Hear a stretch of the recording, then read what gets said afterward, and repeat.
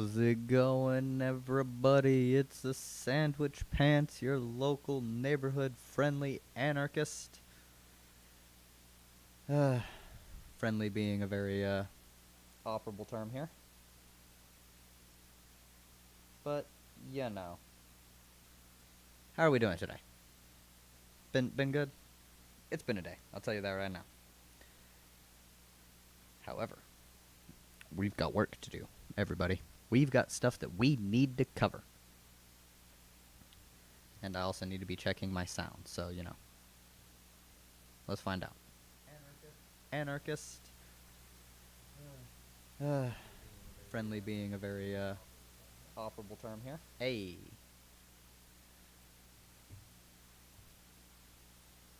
So, sound's actually coming through okay. Anyways, what I am planning on doing today, as the title of the stream suggests, is we're going to go over a couple of videos by lefty video essayist DJ Muel. Muel. I'm not. He says Muel in the video. I don't know. We're going to go over two of them.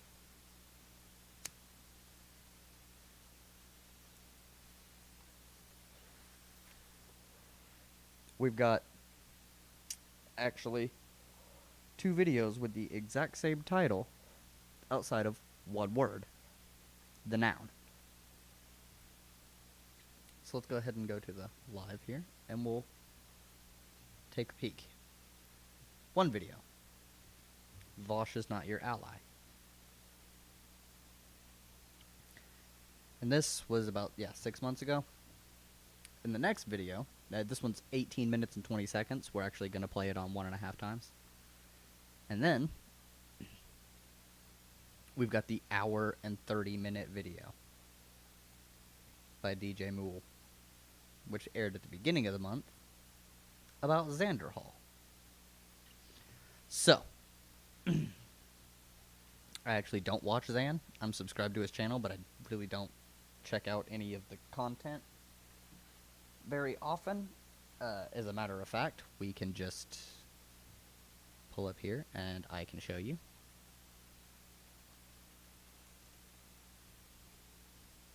Oh, I'm not even subscribed to Xan. Look at that. And if I click on videos, so you can see all of the videos here. Let's scroll down. Huh. Now, I've seen some Xan content through proxy, other people watching it. But I've never really sat down and, watched a Xan video.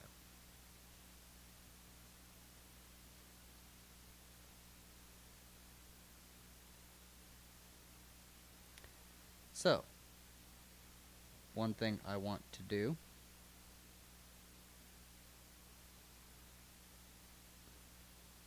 I'm going to go over I'm going to watch Xan's video going over Mr. Girl and Vosh's conversation, and we'll go over this one.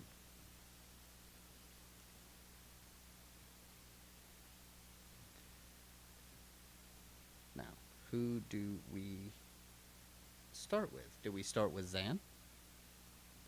Or do we start with Muel? I think where we start is right here, with the DJ Muel Vosh is not your ally. I have watched this. I backed it up. You can't see that I've watched it, but I did watch it once. One time. About at the beginning of the month. Whenever I saw he dropped the Xan video, I actually watched the Xan video from DJ Muel's, which again, because they're both on here for me to show you all. They don't show that I've watched them, but I've watched both of these. I've watched this one a few times from DJ Muel, and then I've watched the Vosh version and the Demon Mama version. This one I've watched one time and haven't touched since because I wanted to save it for this, although there's been some problems with me getting to it. So I know this is a little out of date as far as, like, internet drama bullshit. But we've got videos to go over. What is this? Oh, Brian Tyler Cohen. Okay. So, we're going to start here with the Vosh is not your ally one. And we're going to go ahead and speed it up to 1.5 times speed. And let's just jump right into it. Debate bros are proven again to be one of the worst things on the internet, if not the earth. If you're not on twitter.com or YouTube, which, oh god, I really fucking wish I wasn't, then you won't know the drama that's going on this week. So, noted debate bro Vosh told J.K. Rowling, disgusting transphobe, terrible author, and general piece of shit, that women need to shut up and start apologizing. I was just looking for screenshots of tweets to put in this video, and I just realized that Vosh also made this joke, in quotes, on International Women's Day. Misogynistic joke. On International Women's Day. Anger, chief. Now, you already know why. Okay, now what was that? On International Women's Day. Okay. This right here, this was a very funny, out of context bit. The Discord message, with no surrounding context, is, the way I see it, the age of consent exists out of respect for the numerous power imbalances older people have over younger people. As those imbalances, or at least some of them, are redressed through the advent of socialism, the age of consent should therefore be lowered. Now, if I remember correctly, I could be misremembering this particular context. I believe this one was him making fun of somebody about the minimum wage, saying that if we achieve socialism, we would no longer need a minimum wage because the values of that wouldn't be a thing. And so Vosh, being a memer, uses this to kind of counteract it. It's like, okay, well, not in a communist society where there's no money, but in a socialist transitional society where there could still be money, a minimum wage would still be good to have. Just because other countries like Sweden have strong unions and don't have one doesn't mean anything for in America. But also it was completely irrelevant to this entire point. For one, to shut up and start apologizing. I was just looking for yes, he did make a misogynistic joke. It was a bit of light misogyny. It, in my opinion, wasn't a huge deal. Is it bad to do? Generally, yes. Was the amount of anger directed towards Vosh on this actually warranted? No. Was there a better way to go about this? And maybe say, oh, Vosh, you shouldn't say jokes like this, but also, J.K. Rowling, you're such a giant fucking baby. You go and harass trans people, essentially telling them to KYS, and, somebody makes a lightly misogynistic joke, and you cry, and you shit your pants over it. So there were better ways to go about it.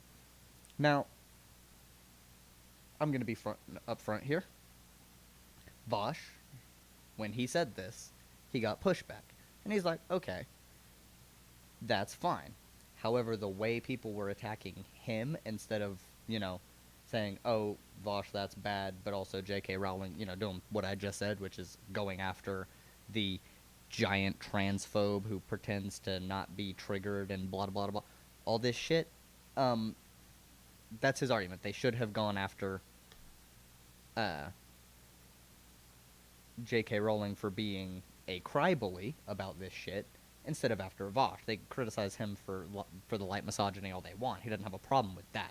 He doesn't defend the misogyny. He defends the fact that they should have taken the opportunity to make fun of J.K. Rowling instead of trying to dogpile him to prove that their fucking woke points are over 9,000 or something.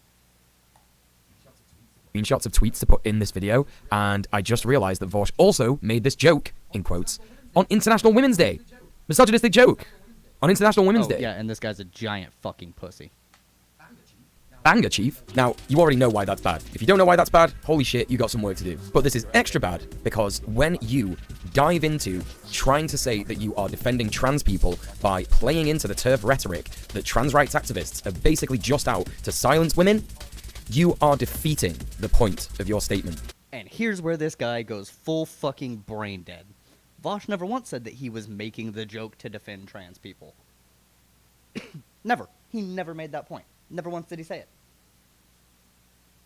He has an entire 7-hour stream about drama between Cat Black, Contrapoints, and himself over this exact topic, where he reiterates this point multiple fucking times, because brainless, moronic pieces of shit like this guy don't seem to understand it. Let me try and get this into your head. If you want to support a movement, what you do is you listen to the people who that movement is for. Yeah, for example, guess what? I have and he did.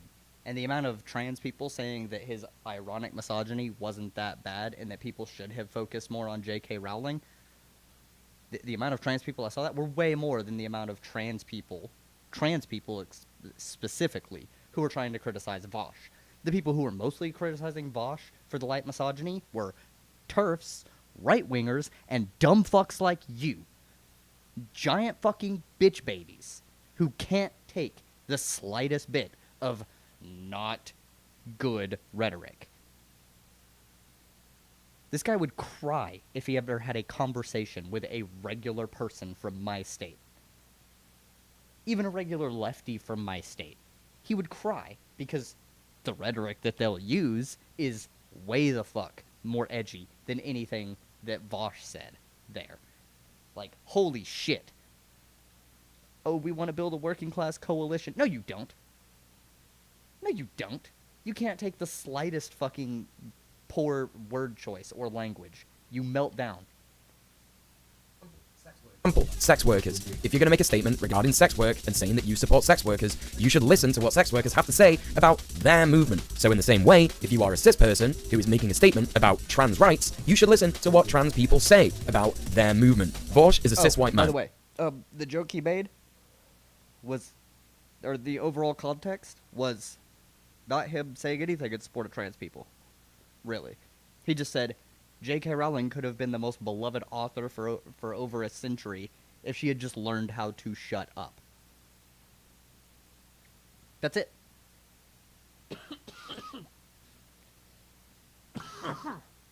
In a roundabout way, yeah, if she hadn't staked her fucking reputation on being a transphobe, is essentially what he's saying, but he's being more broad.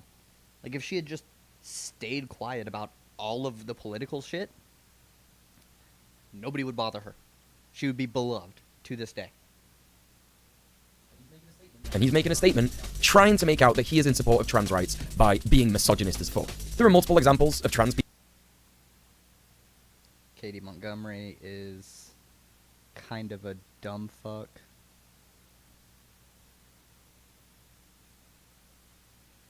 You have 4 fucking screenshots.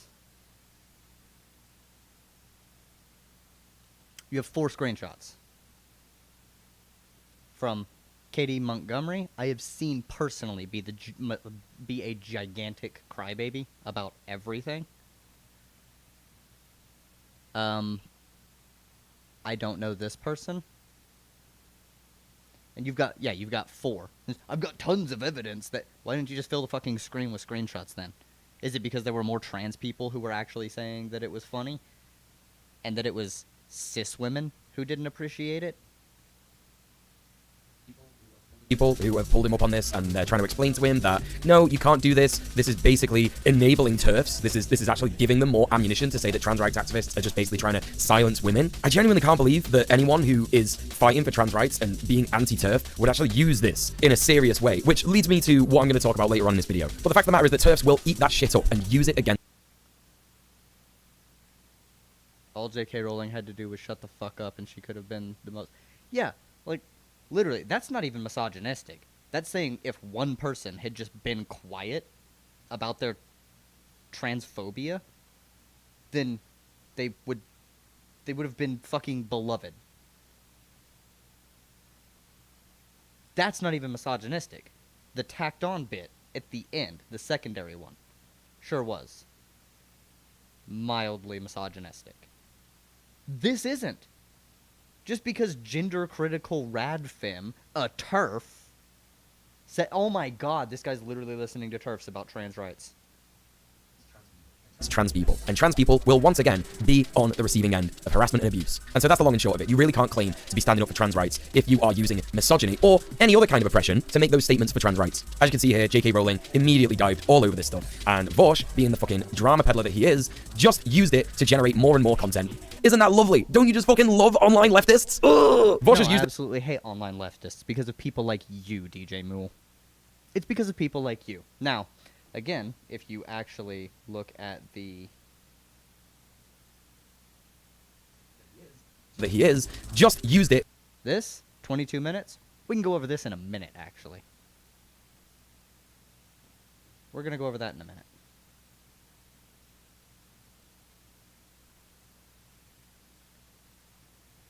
No.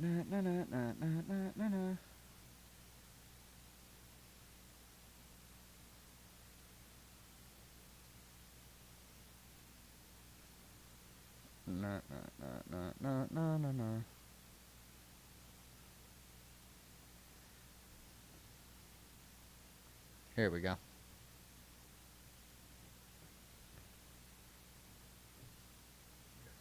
Negative stuff about roll.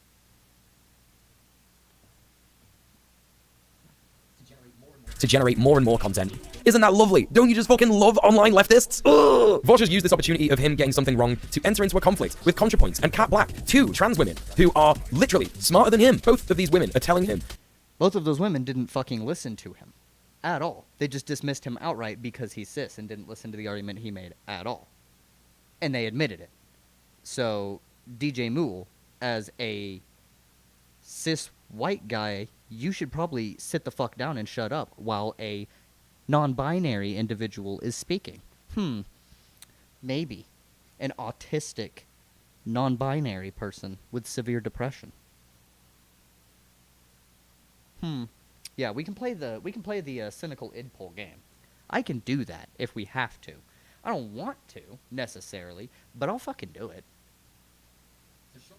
To shut the fuck up and stop being misogynist. The terse. It doesn't work. And Vosh's response is, of course, to completely engage in absurd ways. Just keep the drama going. Keep that content machine going, baby. Just like rack up those dollars. Come on. Just da-da-da. Show evidence. Do you ever show evidence for anything?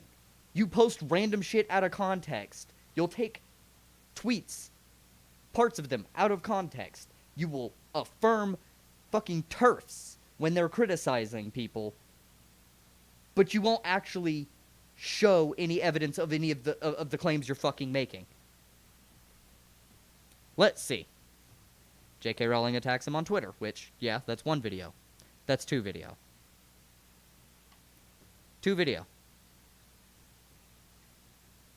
A good video criticizing the J.K. Rowling take, Jesse Gender. He actually watched that and went over it because people were linking it. So 4 total videos. Here. This is actually him talking about the drama between Cat Black, Natalie, and himself. This isn't about J.K. Rowling. I mean, it tangentially is. But yeah, no. This right here is the main video. Because Vosh he didn't even tag her in it. He just said her name, and she name searched and found a large account that she could dogpile, or try to. And it didn't work out as well as he didn't even plan for it to happen, but the response that happened he thought was bad. This right here is actually a very good conversation with involving Doe, I believe. And Doe's great. This is about Cat Black and Natalie. It also is tangentially involved with the J.K. Rowling bit, but isn't directly. This is actually a pretty decent video overall. And I mean, he obviously listened to trans women. Like, he even admitted, like, no, it wasn't good that I did this. Like, oh my god. So everything this guy said up until now is complete bullshit. It is factually incorrect. He has never made the misogynistic jokes in defense of trans women. You can't even make that claim without making certain logical leaps. So he's never made the misogynistic joke to, or told J.K. Rowling to shut up. to defend trans women. Although telling J.K. Rowling specifically to shut up isn't misogynistic in any regard. Let's face it. It's not. The subtweet underneath, the added on tweet, which was supposed to be a joke that's the inverse of women stop apologizing and be louder or whatever, that one was misogynistic. Very lightly. Not good, but not like a world-ending thing. And I want to show you this clip too. All right, thank you guys. Keep it up though. Don't get complacent. The more viewer in the replies being like, that's not what's happening right here. Like, this is necessary, okay? Publicly shame her into changing her mind on it. This is Vosh telling people to keep harassing Contrapoints. Now, I know Contrapoints isn't exactly one of the most loved content creators out there nowadays. I know this. Yeah, it's him telling his audience to have her recognize the actual argument that he's trying to make instead of shutting down and doing the exact same thing that she's made videos criticizing other people for, like in her cancellation video. But then again, DJ Muel has never actually watched a Contrapoints video, I'm assuming, or he didn't absorb the information. It bounced off of his very shiny gnome head. Got some pretty fucking live opinions. I know that she's incredibly problematic when it comes to non-binary people and the support of people who are trans medicalists. But here's the thing. She's a trans woman. She knows about trans rights a hell of a lot more than Vosh does. And here is Vosh using his platform to tell people to go and harass her. Keep doing this, guys. Keep doing this, guys. Eventually she'll change her mind. Eventually she'll change her mind. No, what he's really saying is, keep doing this, guys. Eventually she'll shut the fuck up. Because that's all he wants. He just wants trans women and women of color to shut the fuck up. And let's not... You got any evidence for that there, DJ Mule? Do you? Because I've never heard him say anything bad to, say, Katarana. Never heard him say anything bad to most of the trans women that he engages with. He never even actually said anything bad about Contra, except that she was being obtuse and wasn't actually paying attention to the arguments, which he thinks is beneath her, because he thinks very highly of her.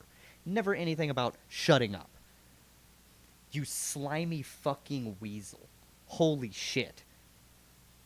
What, is it because he argued with Mel, who is a genocide denier, Luna Oi, who is wrong about Marxism in like every possible regard, and Professor Flowers, who is a genocide supporter?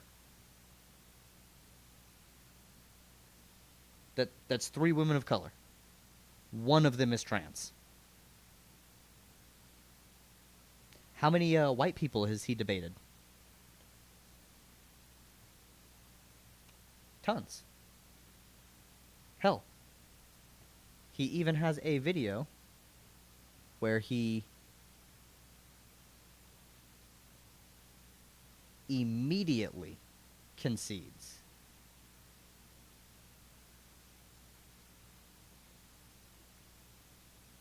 Oh, he debated Deborah Soh on trans issues.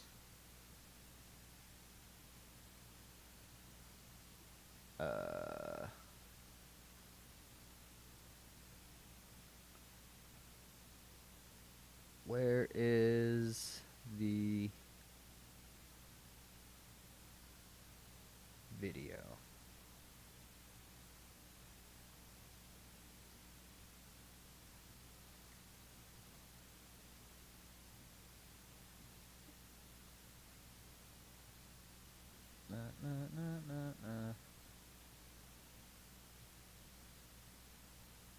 Where is it?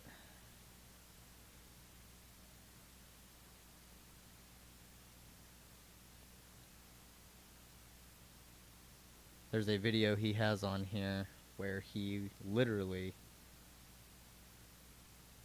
concedes like super fast.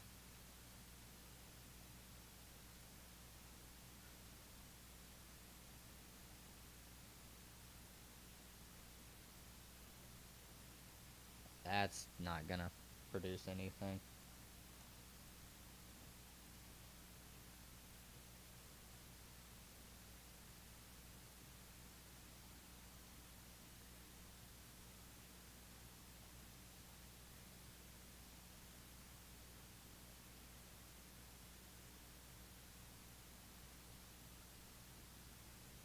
I don't know where it is.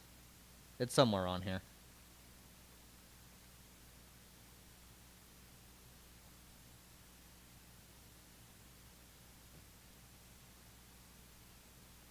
Yep, don't know. But there was a conversation he had with a black person where he conceded and admitted that the guy was completely right and that what he had done was completely uncalled for and that he needed to reflect more. I forget, it would be absolutely remiss of me to not mention that this isn't the first time that Vosh has done this. Let's go back a little while. Let's take in the YouTube time machine. Those of you that are familiar with my channel will have watched my Convos with Comrades series, where I get people on my Twitch channel, generally speaking leftist people, to talk about building leftist movements, leftist ideas, you know, the kind of stuff that we should be doing as a movement. Just saying, one of the most phenomenal guests I've had so far is Professor Flowers. Professor Flowers is a great content creator. Please go and support her. She does so much work to talk about black voices, the struggles of black women, especially in the content creator space, and she talks specifically about her interactions with Vosh. I'm going to sum up briefly what happened here, but please go and check out Professor Flowers' videos about this scenario. She puts it in a much better way than I could and explains it incredibly thoroughly. But essentially, the long and short of it is that Vosh had a woman of color on his stream to talk about how she is advocating for white genocide. It wasn't actually to talk about how black nationalists are different from white nationalists, which is what Vosh painted. No, Vosh said black separatists are similar to white nationalists. So you're already wrong there.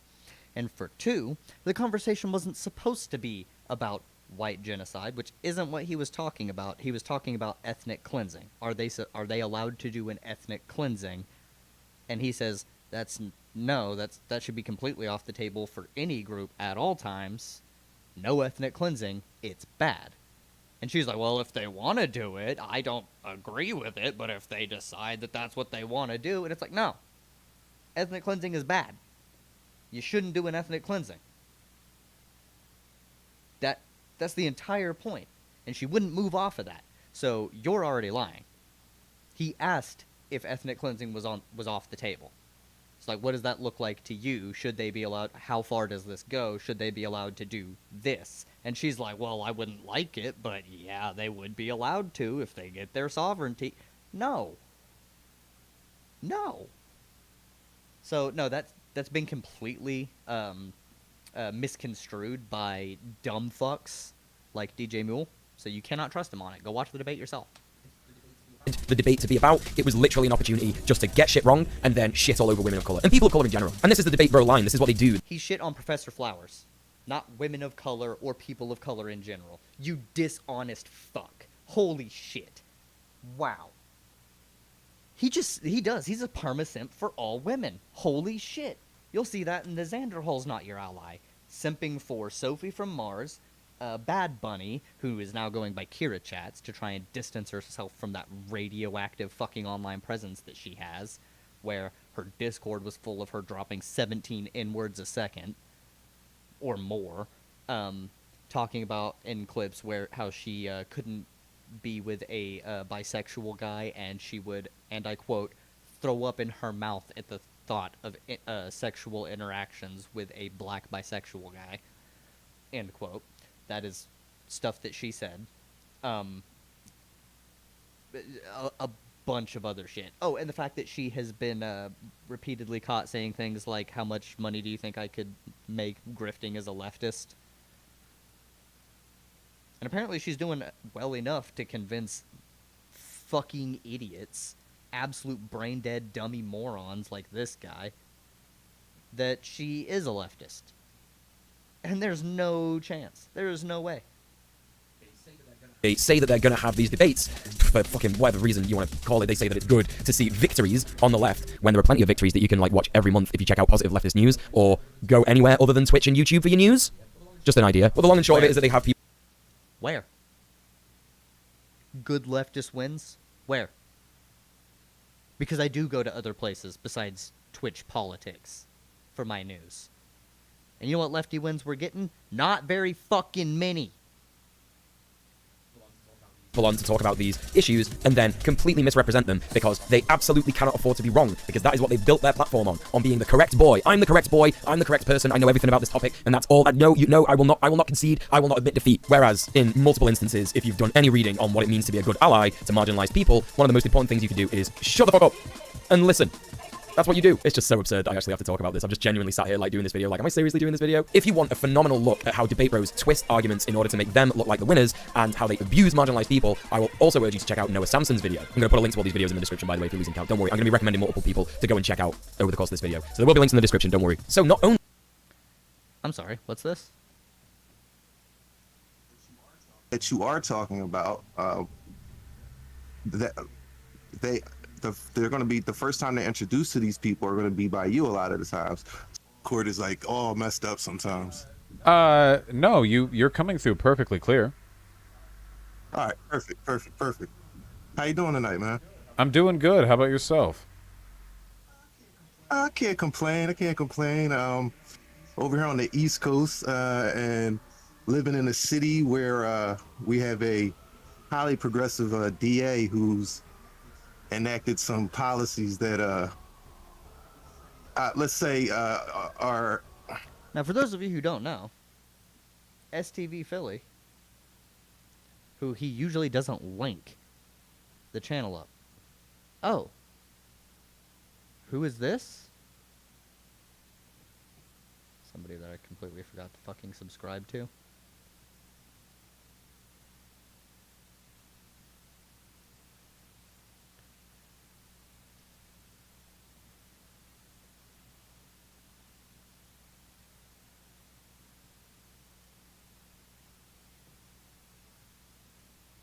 Huh. I wonder. The black man. I've never conceded so quickly. I wonder what that could be about. Did he use Professor Flowers to generate more drama? To generate more drama. He had videos. This one right here is the video that he recorded talking to her. And this one is him coming back a full month later after people have said that he misrepresented her points, and he watched the video like 7 goddamn times. Which is about how many times I've watched the video and tried to see things from Professor Flowers' perspective to see where she's coming from.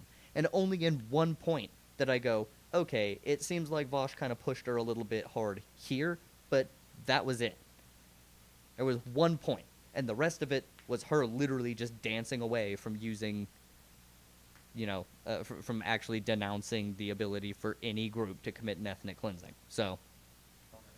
and more content. He also did the same with another woman of color, Luna Oi. Luna is a fantastic ally, a fantastic friend and comrade. Please go and show Luna some love as well. Again, is this video right here is fucking dog shit, and that's the one that he went over. Other Western anti-communists. Yeah, no, Luna Oi is not a communist, and if what Luna Oi advocates is what communism looks like, I don't want communism. I want what I believe is communism, which we can call something the fuck else if that's what's needed. Because this, her shit is absolute bile. It's like a cow spread its cheeks and shit out a pig that shit out shit. I don't know. It's so bad. One of the things she does is conflate empiricism and dialectical materialism like multiple fucking times, or at least something approximating empiricism, but she's so bad at explaining it. And I'm going to give some deference because English is a second language. However, EJ, her partner, who is an American, it's actually his first name, did help write the script. So if they were trying to convey something different, then they should have been able to do that. Now, I know EJ is also brain damaged and has shit views, considering he called himself an anarchist and advocated for re-education camps and for civil problems to be handled by the military.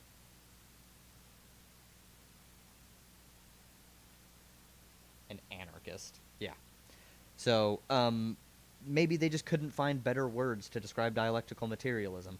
But if that's the case, maybe they should have talked to someone who actually knows what the fuck they're talking about. Like, I don't know, Richard Wolff. On what well, I don't know, Richard Wolff is kind of a dumb fuck, too. He went down the Jimmy Dore train. Which is sad.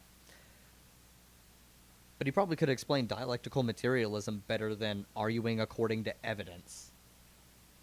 Which is not what dialectical materialism is. Link will be in the description. Luna basically did a video on dialectical materialism. Yeah, Luna basically did a video on dialectical materialism. Vosh, because Vosh has had previous issues with Luna that are absolutely absurd. Again, it's a bit of a pattern here that he just seems to have issues with women of color. Crazy, what's that about? So Vosh took the opportunity to... Somebody linked him a video that he went over.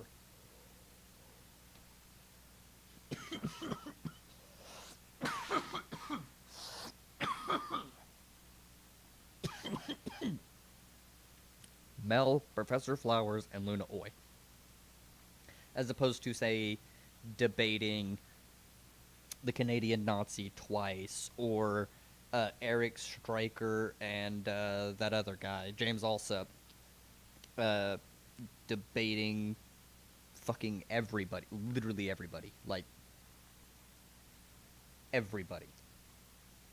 Entire politics discord, literally 10 days ago. Debate on Engel for Russia, debating miscegenation, racism, and more with Aston Mack, which, I mean, yeah, he's debating a black person, but he's debating against the idea of stopping interracial relationships. I watched this. It was actually really bad on Perspective Philosophy's end. Vosh didn't upload it, not because he lost, but because he didn't want to ruin Perspective Philosophy's video making career. Oh, I guess another person of color he debated was Haas. Oh, and Socialist MMA, but both of those were dumb fucks.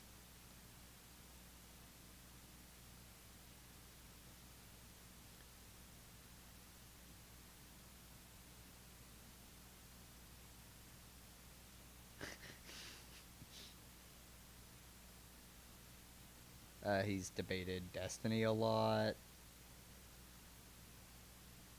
Like, come on.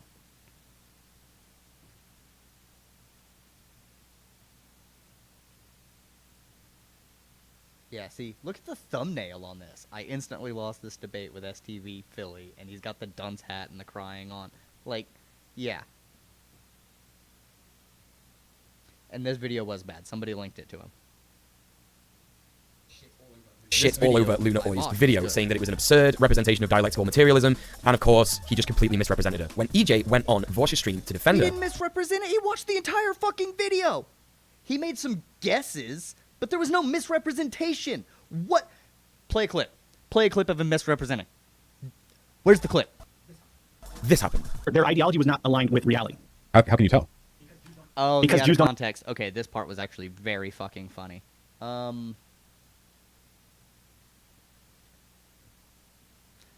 I'll just explain it. Okay, so Vosh said, let me test your moral framework. And then started asking questions, as he's doing here. And it went down like, it started with, why is it bad that I called Luna dumb? And then he said, it's bad because you're making her suffer. And he said, why is suffering bad? Was it bad when we made Nazis suffer? And then it switched over to him talking about how Nazis had false consciousness, and he said, how can you tell? And he said, because their ideology didn't align with reality. And he said, how can you tell? And he said, because Jews don't actually control the banks in the world. And actually control banks in the world. There was a disproportionate number of there Jewish was a disproportionate number of Jewish control in banks, control of banks in Germany during the Weimar Republic. In Germany during the Weimar Republic, which is true. It's something that the Holocaust Memorial actually says is true. There's historic circumstances to it, but these dumb fucks don't want ever to understand these things. If you say anything, like if you were to agree with, if you were to acknowledge the 1350 stat, which isn't true anymore, but back when it was still true, if you were to acknowledge it and start trying to address the sociological reasons behind it, they would just call you racist. And it's like, how? This is why the right says that the left is afraid of fucking facts and statistics. Because y'all are fucking dumb. And as soon as somebody goes, oh, the statistics literally right here are this, but there's an underlying cause that you're not addressing, you're not even paying attention to, such as with 1350, that was socioeconomic inequality, redlining, impoverished neighborhoods with high rates of arrests and recidivism, just a whole bunch of the system fucking neighborhoods of color, mostly black people.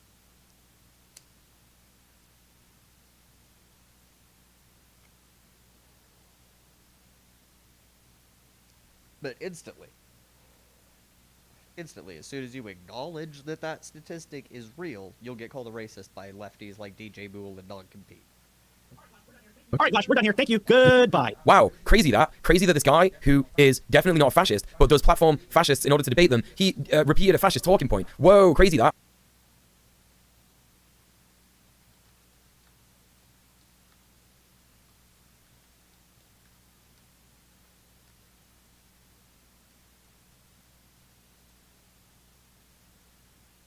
Where's the... Yep.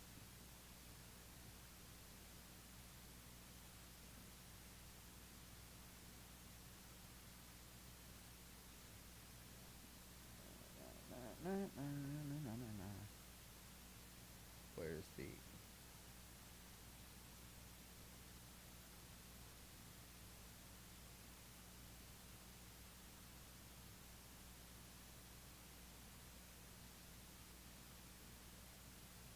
Yep.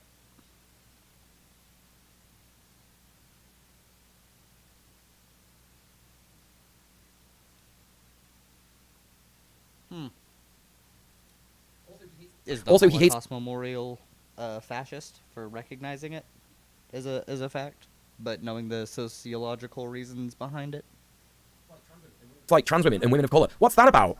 So after this happened, Vosh, of course, spat his fucking dummy out, raging, shitting, crying, coming, and went absolutely mental on Twitter and decided to use this opportunity to farm more and more drama, just over, like, why he wasn't anti-Semitic when he quite clearly was. Funny how this guy just, like... No, but it's people like you who cause more anti-Semitism to exist. Like, keeps on making mistakes, and then when mistakes happen, instead of conceding, holding his hands up and going, you know what, you're right. What I should do is I should stop this debate shit. I should start telling people to get into the streets and organize, try and stop imperialism, try and stop oppression, try and stop capitalism, tell everybody to Where unionize. the fuck are your shit? Where are your videos on it? Most of what I see on your fucking channel is drama shit and trying to shit on leftists who actually do that kind of work.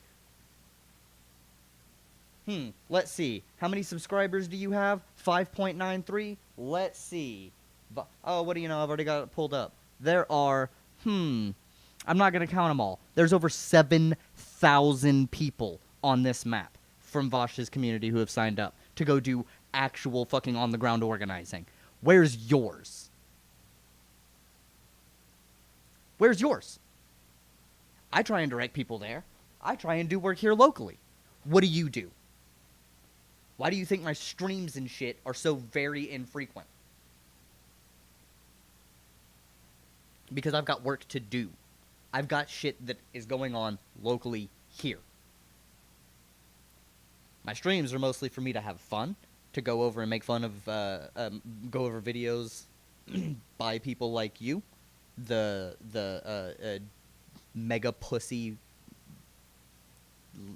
weakling left. Like, you literally do weaken the movement. You do. You don't strengthen it. You are tearing apart at large portions of it. I wonder how many dislikes this thing has. He doesn't do that, isn't it? Instead of doing that, what he does is he goes on Twitter, rage tweets, and just attacks marginalized people once again, and specifically trans women and women of color. Now, what I want to say about this in particular... Evidence. Evidence. Show any tweets where he's attacking trans women and women of color. He had one meltdown stream where he did say some transphobic shit in reference to one particular person, the Thought Slime stream, which he has grown from. He has learned from. Particular, just this debate bro shit in general, is that this isn't just a Vosh problem. This is the entire debate sphere. All these debate morons like Dylan Burns, Demon Mama, fucking Destiny, whoever your debate bro, Xander Hall, whoever your debate bro of choice is, debate person, whatever you want to call them. This is a problem that covers all the bases when it comes to the debate sphere. Oh, These and people... notice how all of the criticisms that he's making here apply to him. He did a giant fucking meltdown on Twitter, blocked anyone who criticized him, came down here and had to make a gigantic addition to... Where's his added post? Right here.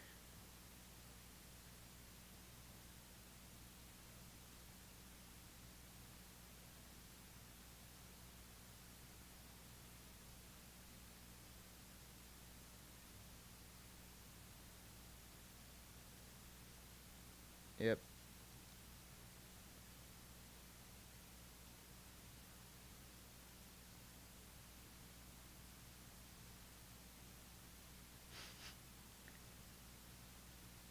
Yeah, how are you supposed to convince other people of your ideology without winning arguments? They don't want to win. That's the problem. Guys like DJ Muel, people like fucking Non-Compete, Luna Oi, Professor Flowers, that BP big villainous fuck. All of them want the left to be a small niche social club that they can bully people out of. And guess what? You can't. And go fuck yourself for even trying. You don't control lefty spaces. That's why people like Vosh exist. That's their own lefty space. And you can be like, oh, well, he's not a leftist, but he's a better advocate for any of the positions that he holds, which are all left-leaning, than any work you've ever done. Look at you. Look at you. When did you start? Mule. About February 2012.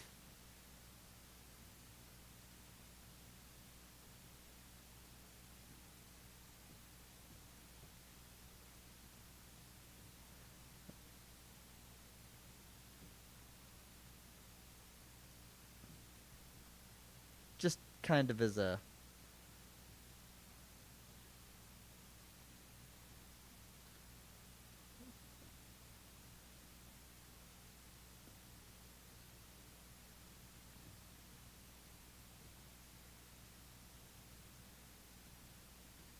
just saying.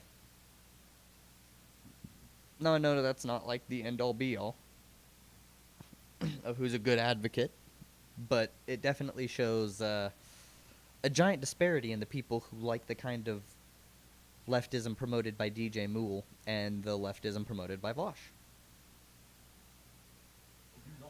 Do not harass cis white men. Cis white men. The reason I say cis white men first, whoever your debate bro Xander Hall, whoever your debate bro of choice is, debate person, whatever you want to call them, this is a problem that covers all the bases when it comes to the debate sphere. These people do not harass cis white men. Cis white men. The reason I say cis white men first is because I have called Vosh out on Twitter multiple times, and I know I'm not a huge creator, I know I'm not like someone who is going to be directly in his eyes, but it just goes to show that his fans actually will not harass me or anything like that when it comes to if I'm calling him out on Twitter or on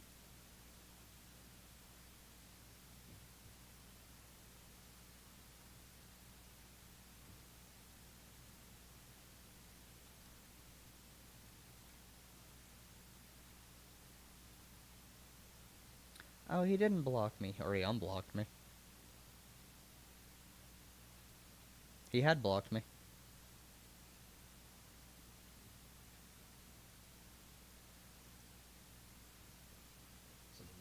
social media at all. In fact, I guarantee if Vosh actually sees this fucking video and his fans end up in my comments, there won't be any harassment either. It just won't happen. It won't nearly be on the scale of what trans women and women of colour get when it comes to him spitting his gummy out and getting mad that he was incorrect about everything. No, what they actually try and do when it comes to cis white men is they try and convert us. It's funny how they just say, no, you just got it wrong. What you need to do is realize that actually you can be racist to black people if they get things wrong. What? You know, like that's the kind of shit that they'll say to you to try and convert you to come over to their side. Because that's all it is really about. It's about converting people into more and more money generators for these debate idiots. That's what it's about. It's a grift. It always has been. The language is completely different when cis white men are involved. There's none of this. Absolutely horrific. Attacking, saying that you're involved in id polls, saying that you're a cook, like a social justice warrior, like a weak leftist. There's none of that. There's none of that when it comes to cis white men. The long and short of it is that these debate bros, they don't actually achieve anything. As I said earlier, they're not telling their audiences to go out there and organize. They're not telling them to join trade unions. They're not even explaining to them how important it is to build a dual power structure in your country in order to cause rot within the imperial core and therefore bring about the end of capitalism. Next to no one in their communities are doing even the bare minimum and doing online activism. Well, Muel, Vosh has done charity streams for raising money for Palestine and stuff like that. Yeah, great. So what? Well, so you're just supposed to just like not criticize someone because they've done a bit of charity work. Do you have any idea how fucking absurd that sounds? If somebody's going out and physically assaulting marginalized people every single day, but donating half of their earnings to charity every year, does that make it okay that they physically assault these minorities? Is that fine? Yeah, I know what you're saying. Physical assault is not the same as abuse on the internet. Shut the fuck up.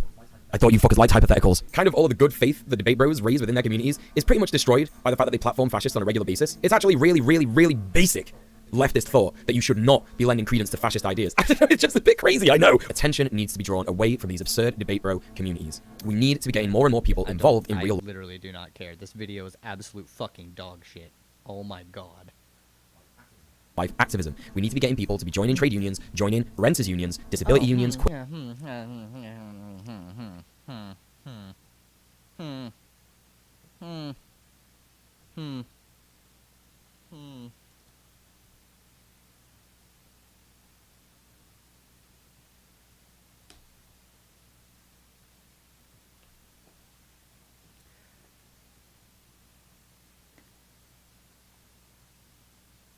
I'm sorry, what? They don't talk about unions? Bosch, 3 years ago. You need to unionize. It's what they're afraid of. Amazon gets desperate, dumps anti-union ads on their own platform. Historic victory, unions win. Union wins, Amazon loses. Starbucks execs cower as furry organizer fights and union membership skyrockets. How do we win? Talking with an IWW officer for union organizing. Anti-minimum wage video. Bootlicker analysis. Rating political ideologies, clarifying my position on tankies, featuring re-education. Oh, this was... Okay, Aaron. Okay. Toei Animation cancels meeting with union rep because they're non-binary. A year ago, Russian propagandists call for Putin to admit defeat. That doesn't have anything to do with unions. But it does have it's canvassing shit in there. This had to do with some unions.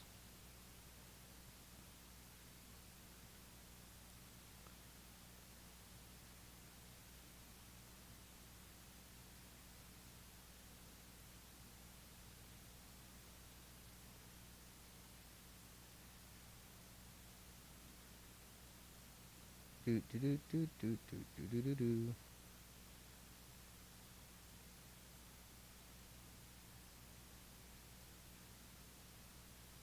Amazon piss bottle saga. Like, yeah. There's actual stuff about unions and organizing and all of that on the channel. So, yeah, he's just wrong. Air unions, women's unions, unemployment unions, getting out in the streets, doing activism, doing protests, joining mutual aid He told people to organizations. go out and do the fucking BLM protests and shit, too. And told them how to be safe during it. Oh, my God. Yeah, this is somebody who literally has watched, like, the debates against people he likes to collaborate with, and that's it. He has and seen out of context shit, left and right. That's it. That's the stuff that gets shit done. That's how we end capitalism and end climate change. My good friend Sophie from Mars has an excellent series of videos which is criminally underrated called Organizing Interviews, where she talks to multiple organizers. People who do things in real life. Holy shit, how could you even think that? Please go and show Sophie from Mars some love. Again, links will be in the description below. As if Vosh doesn't do that. He talked with IWW officers. He's talked with indigenous land back activists. He's talked with canvassers to try and get on-the-ground organizing done for electoral shit. He actually does try and direct his audience into this kind of on-the-ground work. I would know. I'm in his fucking audience. And, of course, something I'm very proud of. I'm a co-host of Red Planet. It is a weekly leftist... Conquest. Okay, so Conquest of Dread wouldn't like Vosh, most likely. Sophie doesn't like Vosh and actually had, like, a whole deal about hating on Vosh because somebody else got What the Trans Twitter account a 12-hour suspension, like Candace Owens fans. Bad Bunny, who... Oh boy. If I just look for the Bad Bunny logs, it would be gigabytes of terrible shit that she said.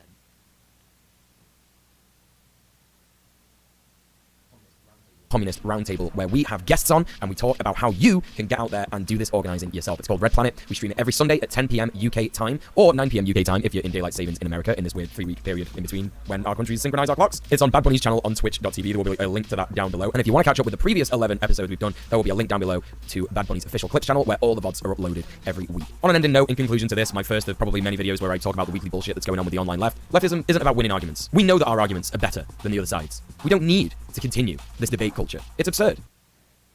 Completely rejecting the idea of trying to pull over non-political, centrist liberals, semi-left-leaning liberals, and even loosely right-leaning individuals, or people who are actually fairly far right, but they can have their fucking ideology, their tie to that ideology broken by a show of strength by the left. Because everybody thinks the left are fucking pussies, and you exude that. You literally embody the weak leftist soy boy fucking stereotype. You're a giant bitch baby. You are a loser, dude. You are weak. What the fuck? Yeah, there are more right-wingers who were de-radicalized by debate culture than ever by any of your kind of content. Sophie from Mars is 100,000 subscribers, and Vosh is 400,000 because he does debates and he crushes fascists. Obliterates Nazis. Just absolutely destroys them. There's a reason he got big. Why do you think literally all of... I actually completely forgot to look at how much... how big of a platform Zan has.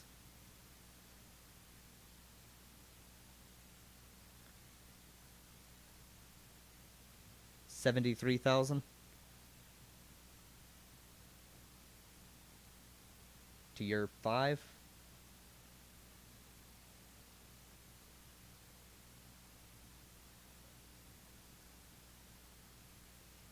$108.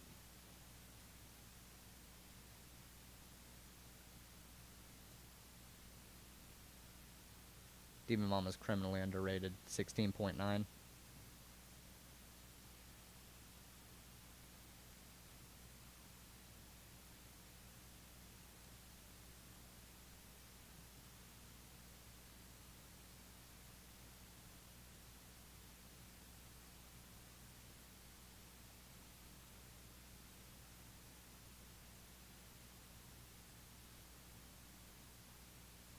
One YouTube video, but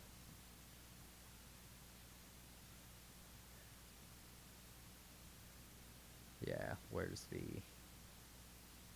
Anyways. It's also not about competition.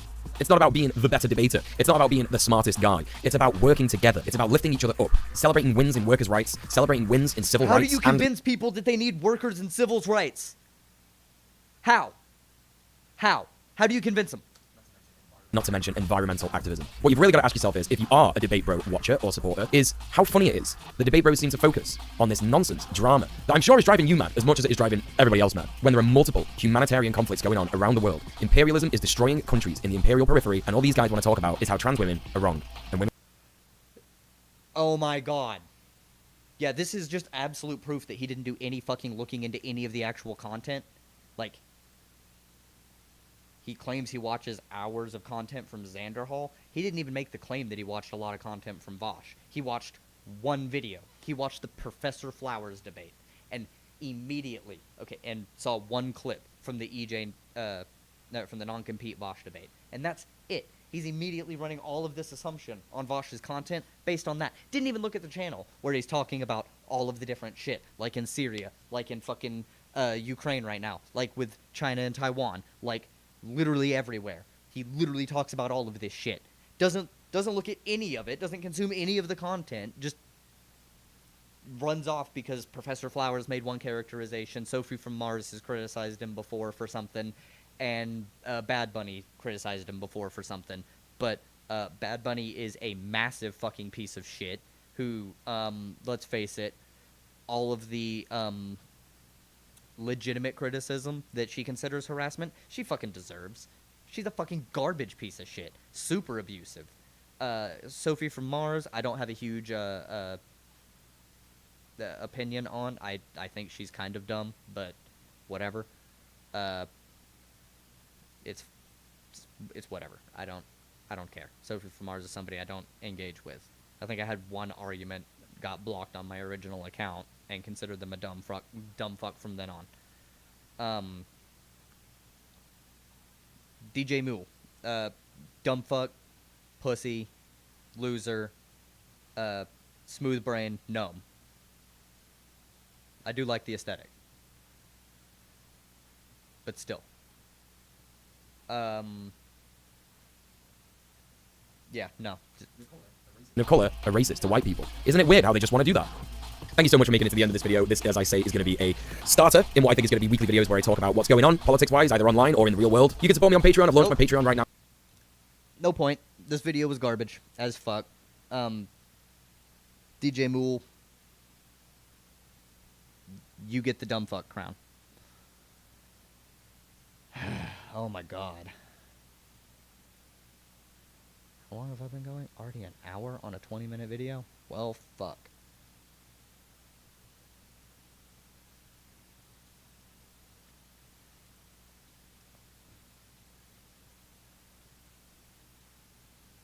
Do I go over? Yeah, we're just gonna. They're just hard to deal with on a daily basis. But that's not really what I called to talk to you about. Oh, I do love progressives. Well, I'm curious now. What well-meaning but ineffectual policies are you referring to? If you don't mind saying, of course. No. So we have a DA, Larry Krasner, who he's extremely progressive in his views, and he's so to the point where, so he back in the 70s, he was a lawyer. He was a criminal defense lawyer, and the type of people he would defend were like police brutality cases. He would go hard at the cops. He sued the cops over 75 times over the years, and I guess within the last few years, he saw this progressive wave of DAs over the country, kind of, and he was part of the initial group. Like I guess in like 2015, a group of DAs got together. A group of progressives got together and decided they were going to run for different district attorney's office across the country, and one of them was Larry Krasner, like I said, in Philadelphia. So some of the policies he's enacted, he's trying to eliminate cash bail. He's decriminalizing marijuana. He's sex work crimes. He's not pursuing prosecution on those crimes, and those are some of the smaller things. But some of the bigger things, like he's done, and his opponents will say he's soft on crime. So I guess the best way to put it to somebody who doesn't live in Philly, we've had a long-standing police department who's it's been overly racist over the years. I mean, like, just think of your worst police department in a big city, and that's pretty much what you get in Philadelphia. So for the last 50 years, a lot of the black community has been at odds with the police department and their treatment. I don't know if you ever heard of Frank Rizzo, but he's a notoriously authoritarian, I guess you could say. He was the mayor and then a police commissioner. But so I don't want to get like too deep in the weeds. But basically, so back to Larry Krasner, he's been enacting policies. So what I was trying to say was he's going against the police department very hard. He just got done firing like 31 cops. He's got hundreds under investigations. He's fired prosecutors who he thought who's acted inappropriately in the past, and he's been in a big fight with the police union president who has called Black Lives Matter activists a pack of rabid animals. He accepted the invitation to the White House by Trump. This is the police the Fraternal Order of Police president. I guess their union. So yeah, the FOP is fucking garbage. Police in general are garbage, but this is an instance where, yeah, you definitely should listen to people who you're advocating for. The SDV Philly makes some like massively good points here. The result has been a record number of, well, I'm not going to say the result. What has happened afterwards has been an uptick in violent crimes in the city, and I guess my position, I guess my position on that is he's not really connecting with the, like, he came in with this highly progressive ideology, but he's not connecting with the people in the sense of so like he's not. What you're saying is ideologically you think that he's got the right head on, but the issue is the way in which he's pursuing his agenda is meaningfully destructive in the short term, and he's not navigating the systems that he's presented with effectively enough to actually mitigate harm. Well-intentioned, but maybe idealistic or naive. But it's just like the outcomes are completely the exact opposite of what he's promised, basically. Hopefully it turns out to be a growing pains thing, like a short-term consequence, That's long-term benefit, but yeah, sometimes it doesn't end up like that. Yeah, because I can't find any policies that I directly disagree with him on, but it's just like we're looking at the outcomes, and it's hard to argue. Like it's hard to keep defending. Let's just put it like that. It's a grind. It is definitely a grind to defend what's going on. But so, all right. So when I contacted you, like I said, I don't know if I said this to you, but I'm a long-time viewer of yours. I've been watching you basically since you started in 2019. And while I agree with about 80 to 85%, give or take a few points on what on your ideologies, on your positions, on your basically your worldview, I agree with most of it. What I was trying to like describe to you in the DM, I don't know if I did a good job, was that I think you might have a few blind spots with certain issues, and it's not an inherent like thing where you're trying to do these things, but it happens. People have blind spots. You're a human being. I mean, and I just thought maybe I could like point these things out to you in a non-antagonistic way where, and I hope I do a good job of explaining it because I'm really nervous right now, even though I have my own YouTube channel where I speak for a living. I don't it's know not the first time about... you and I have spoken. Weren't we on that Prime Kai panel a while back? We were, yes. And that's how that was our initial interaction. And there was a couple people giving you a hard time on that panel. I really didn't like the way that went. That was a little cringy. Which panel was that again? This stuff all bleeds together in my mind. Yeah, right. I know. I can only imagine, bro. This was they were talking about the practicality of if you have a Confederate flag in your house, what's the practicality of taking it away legally, or how would we decide to investigate these people? And there was two. Yeah, wait. Let me catch the audience up. I wasn't streaming during that. Because I do this for fun sometimes. It was basically talking about like signifiers that would warrant getting a person's kids taken away from them. If you see a Confederate flag in the house enough to suggest that they should be removed from their parents. And, yes. Right, and then I said it's you'd be taking away a third of the kids in the country or something like that at that point. We talked about whether it was the same as this, that, or the other Nazi. It was a whole goddamn thing, and there was some white guy who kept calling me racist. I remember that. And there was two black guys that were like bringing up the most absurd arguments on that panel, and oddly enough, it was you and Vivian against those two. I mean, it was crazy to watch you two. Yeah, that's when you know that it's fucking absolutely wild when Vivian, who does not like Vosh, and Vosh are teaming up. It's like Goku and Frieza teaming up for the Tournament of Power. Kind of bounce back and forth off of each other, giving you guys this history. But so yeah, you were completely right in that debate with your stance, and not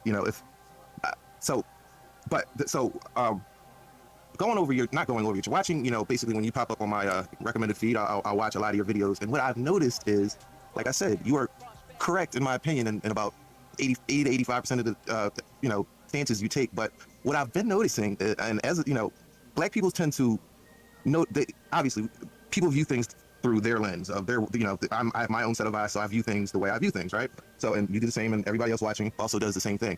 And what I've noticed is, and I don't know if other people notice this or agree with me, but it tends to be the case, and once again, I do want to state that I don't think you're doing this intentionally, but it tends to be the case that when you go over something to do with a black person, and it doesn't have to be a particularly conservative black person, but just when you go over, and I'm trying to put this in the most articulate way possible. They would call me a cracker. When you cover black people, you tend to kind of brush away any positive thing. So basically what I'm saying, you present them to your audience a lot of the times in the worst way possible. And I think the biggest example of this recently is your coverage of, what was his name? I'm sorry. The guy who had the, I'm sorry. His name is Kendi, Ibrahim X. Kendi. Okay, I don't know why I just... Yes, the professor, and I tore into a prompt that he wrote. Yes, rightly so. I didn't disagree with anything you said, though. It was a very simplistic and I guess childish was the word you kept going back to, take on how to fix racial relations in this country. And basically, if people weren't watching, he wanted to make constitutional amendments he wanted to make a DOA, additional government body. Yeah, like a whole new government department that would like vet every single other level of government to make sure nothing they did would have negative racial outcomes. It would be like a fourth branch of government and the most powerful one by far, and it would be staffed by like academics. I see a couple issues with that potentially. Yeah, no, right, no, and that's fine. Critiques are critiques, but so you have a very large audience, obviously, and I don't know your demographics, but I would assume that it is mostly white and mostly young. Would I be correct in that assumption? Average age is about mine, around mid-20s, but I don't actually have explicit racial. To me, it's young. Yeah, I'm young. Yeah, I guess relatively speaking. In terms of like race, yeah, I'd wager it's probably like 80-20 in terms of white, non-white, maybe 75-25. I don't know how many Hispanic people watch my stuff. That would really shore up the numbers, I think. I think that's a fair assessment. Just going over your chat and the things you talk about, I would think that would be the. And there's nothing, obviously that's fine. I mean, this is your channel. You do what you want. You're gonna run it the way you want to. I'm not here to tell you how to run your channel. Can I just say you don't need to bury the lead. Nobody in chat's against you here. You can hit me with it. And no, it's not. I'm really not here to hit you, bro. No. But you know what I mean. You know what I mean. I'm just saying, like, you don't need to worry about it. I'm happy to hear. I'm happy to hear whatever criticisms you have. I can't promise I'll agree with them. But I'm always happy to hear them out. I'm not here to like fucking scream at anyone. So. Perfect. Me neither. And I like you, man. I really do. I think you're doing great things. But so you have this platform, right? And a lot of times these people that you are talking about, they're going to be the first time they're introduced to these people are going to be by you a lot of the times. So what you did with this Professor X guy, you basically picked his like one of his worst takes ever. I mean, this guy's written 8 books. He's won numerous awards, not just from black organizations, but from academia. He writes for various newspapers, and none of these legitimize his arguments. None of these make it so like, okay, he's a good guy now. But what I'm saying is, you took his worst take, like that he's ever given probably, and then you followed that by his like literal like worst, most controversial tweet he's ever tweeted. This guy's tweeted thousands of things, and obviously I understand your channel is to get the most out of the content, so you're not just going to blindly go over this guy's. Wait, no, I think you already won. What do you mean? I think I concede. I think that this is an indefensible point from my side of things. It's important to fully contextualize the perspectives and the not identities, the work, the body of work. Yep. 14 minutes. Work presented by 14:30. people on our side of things. If I dug through and Yeah. tried to find the worst takes of anyone or everyone on our side of things, it would be like me exclusively judging Hassan through his takes on Taiwan, or like me exclusively judging like I don't know, like Martin Luther King Jr. off of his treatment with his wife or whatever. Like, oh, who's this guy? Oh my God, he hit his wife. Some shit like that. I think the problem that I had with Kendi is that the issue that I had is like I feel like sometimes it's really, really, really difficult to argue the affirmative on a lot of leftist issues, because a conservative, even if you provide a good argument, a conservative can go, oh, maybe you're the one saying leftist, but actually all other leftists believe this. Look at Ibram X. Kendi. This guy's considered like a figurehead in the modern anti-racist movement. Look at the insane shit he believes. And it's like, it's really, really difficult to effectively front those ideas when all your arguments are written off as you being aberrant or different from the average leftist viewpoint. So I think in my haste, I was like trying to rapidly distinguish myself from him. Yes. Oh my God. Thank you, Vosh. You said it perfectly. And listen, I'm not going to, this is one of the biggest, I think, salient critiques of you is that you play the optics game. It's like, and it's not something unique to you. A lot of people do this, but the reason I specifically reached out to you is because I know you can do better. I know you can. I know with 100% because I know your heart's in the right place. I know that, I know you're a good dude, bro. Like I've been watching you for a long time. So these critiques, literally, like like if your brother says something to you or your cousin, it's not going to sound the same as it's the dude you fought with in school last week. Like if he, you know what I'm saying? Like, so just think of it like I'm your brother talking to you. Like I'm not coming in bad faith. I'm not coming in here trying to destroy you. Brother, are you giving me the pass? Make a video on this, huh? Brother, are you giving me the pass? No. Look, I agree. I think the difficulty is like, at what point do you write somebody off? Because so you're correct that optics is a consideration here, but a lot of this is also just a part of my personality. I feel like a lot of interlocutors in the politics space are batshit and have very bad intentions, and sometimes charitability towards a figure can be unwarranted to the point that it almost becomes dishonest. Like for example, Kyle Kalinske holding water for Jimmy Dore. Kyle Kalinske, like, and I still think this negatively of him because he's like kind of a trusting guy, but Kyle Kalinske is very much water for Jimmy Dore is not a good thing, by the way. Jimmy Dore is absolutely dog shit. Kyle does good work, but holding water for Jimmy really kind of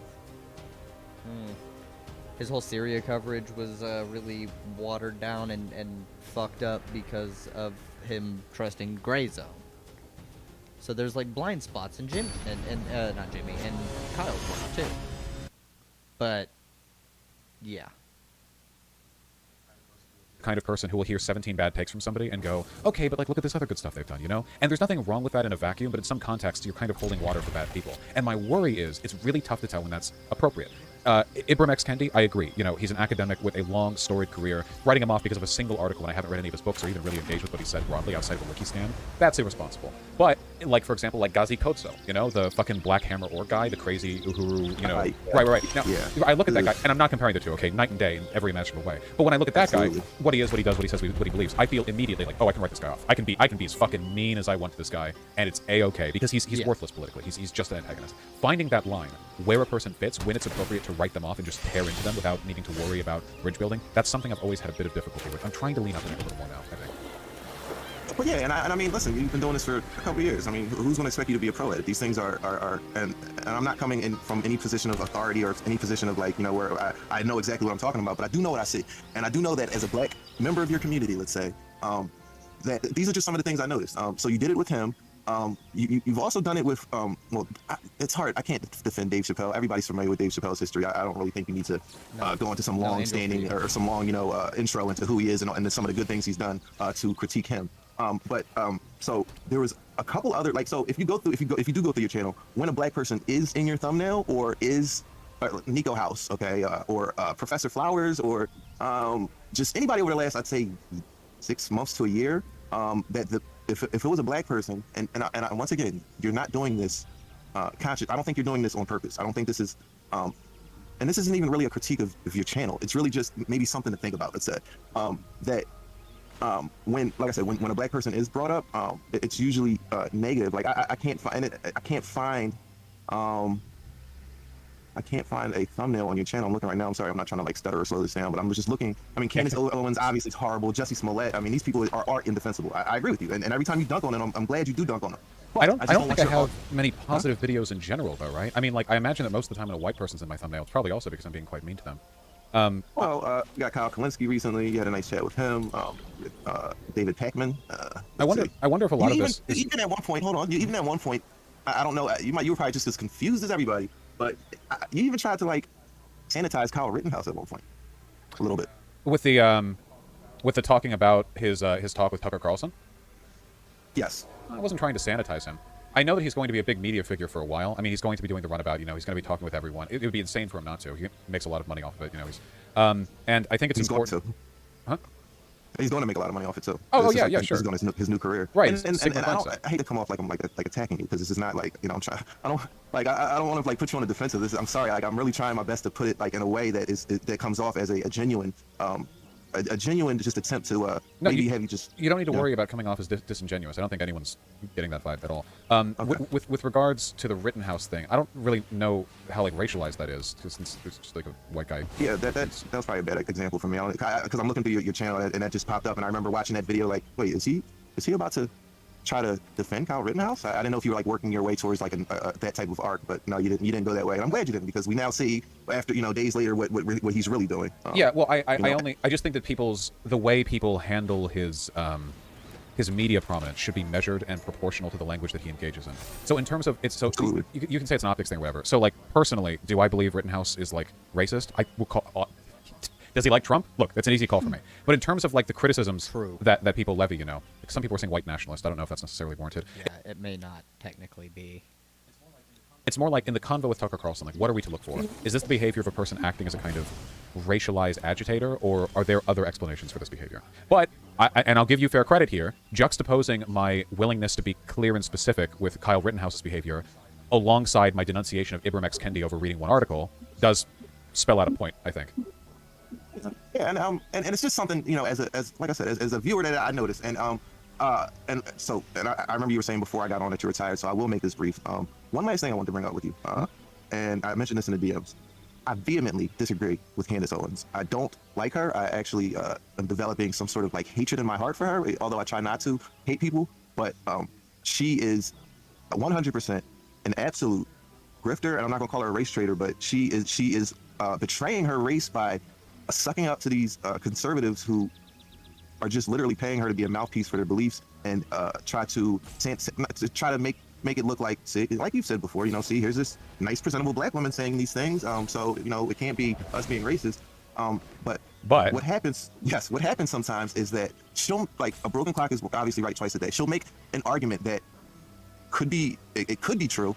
And this has nothing to do with this last Great Review video, which was atrocious, and I agree with everything you said in that. But Candace Owens sometimes makes critiques of the black community that, while technically are true, I can't accept it from her because of the lens she's forcing it through.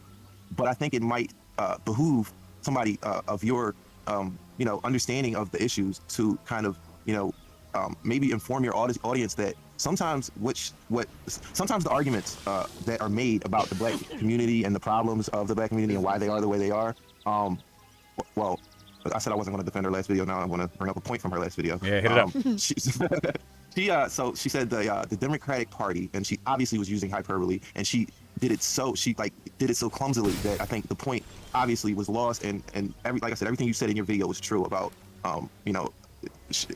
it's not literally, the Democratic Party is not literally the second coming of slave masters, but not yet. So, at least. but so what I wish, let's just put it like this: what I wish you would have pointed out in the video is that there is a large swath of the black community. You do bring this up sometimes about black conservative economic leanings and so sometimes social leanings. Or no, maybe it's the other way around. Maybe it's you. So yeah, particularly with her in the Democratic Party and what she was saying about black people in the Democratic Party. So that the thumbnail says Democrats are slaves. Okay. There's a large part of the black community that agrees with Candace Owens, and rightly or wrongly, it's like, and I know you know this, or maybe you don't, but yeah, there are a lot of ignorant people out there who are not really politically engaged, let's say, and these arguments that she's making are salient to them. They make sense, right? So I think. Are you saying that my rebuttals to her positions might not be very effective at people who might be swayed by them because I'm appealing to people who feel comfortable rejecting those positions outright? Yeah. So yes. So okay. I know there's a lot of people in my community in my city who literally don't know Donald Trump from Joe Biden. They just don't pay attention. They don't care. There's so many other things going on in their life that would just overtake even the time to pay attention to what especially federal politics. I mean, locally you can kind of see it more, you hear about it more, but so federal politics and the way the Democratic Party and the way that the Democratic Party is. So yeah, this is a fucking excellent conversation, as you can tell. I'd say go and watch the rest of it yourself. This video is actually very funnily named. We're gonna turn it to not subtitles, playback speed 1.5. Let's go.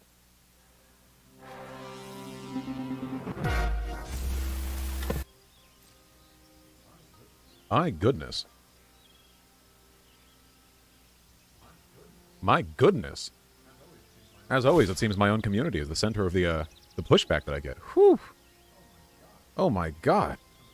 It's unreadable out here. I assume the screen just went black because mere moments before deciding to record this, I decided to turn off Elden Ring. It was making my computer fan too loud. Okay, here's the dealio, folks. First of all, we raised over $300,000 for Ukrainian refugees. It's a shame that fact getting lost a little bit in the, media buzz about my excellent opinions and high-profile disputes, but it's a real thing, and I'm very proud of everyone in my community. Thank you. Taking the day off. Because I did an all-nighter. Not young anymore, I'm so sorry. But anyway, let's get to the heart of the matter, okay? J.K. Rowling, not a great person. Beefed with me on Twitter. You see, there I was, innocently tweeting out misogynistic stuff on International Women's Day. All J.K. Rowling had to do was shut the F up. I see you, YouTube. And she would have been almost uncritically beloved for like a century. Women be quieter and start apologizing challenge. Phenomenal stuff. The joke here being, of course, that a common slogan for women's liberation is women be loud, stop apologizing, a sentiment which I agree with, in most cases, unless you're J.K. Rowling. So, ironic misogyny, send tweet, very funny, haha, Vosh problematic, I get it, You think I'm unfunny? That's okay. We're not talking about that, all right? The issue I have, well, no, actually, there are a couple issues I have, but I just want to talk about one. I already know that I've decided on an inflammatory title for this YouTube video, so I want to present an argument, if that's okay with you guys. See, I languish, my life, it's a tragedy, because I care a lot about optics as a concept, but people in my community have, I think, sometimes latched onto that concept in a way that I think is counterproductive.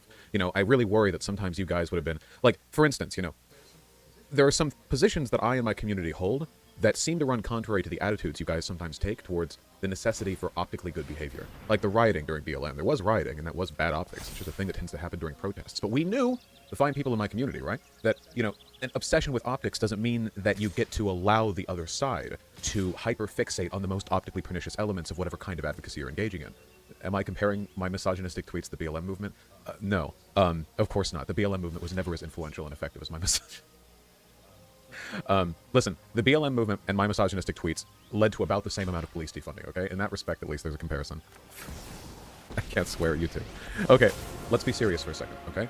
So, the issue I have is that there are a ton of people on the left, in my community and elsewise, that are hand-wringing over this. There are people who are saying stuff like, my misogyny is some kind of setup to throw trans people under the bus by making the movement look bad. That's psychotic, of course. There are people in my community and in the left broadly who are saying, wow, Vosh really messed up here, really messed the optics up on this one. Which is a little weird to me, because people seem to be acting as though I was being misogynistic directly to J.K. Rowling, as opposed to tweeting about the billionaire author just indirectly, right? Like, just to be clear on what we're talking about here, we are just talking about tweets thrown into the ether, which she screenshotted. So, not to say that doesn't mean it's not misogynistic or whatever, but there are people in my subreddit who are like, where was that thread? Because I scroll through it, right? Where it was like, Vosh really messed up the optics on this one. He really couldn't have handled this one worse. Oh yeah, Vosh handled the J.K. Rowling drama poorly. I don't know how I could handle it poorly because there wasn't really drama. I just tweeted something and then she screenshotted it, Like, they're presupposing her screenshotting it as though that was something I anticipated. Like, can you imagine if everything we all said or did was subjected to the optical scrutiny of being screenshotted by somebody with 14 million Twitter followers? Like imagine anytime anyone on the left posts anything like, oh, well, you better watch out. You might get screenshotted by Not J.K. necessarily Rowling. the best play, That'd be a little at silly. least I'll just that, lay out my but, points yeah. right here, okay? I think that the people who are hand-wringing over this are borderline defending J.K. Rowling by implication. So the people who are fretting over this are essentially siding with the transphobe, either because they're optics or civility politics brained in a very liberal fashion, or because they hate me so much that they have to adopt any position which allows them to condemn me. And it may seem self-centered to say that, but like, there's a lot of that on the left. God.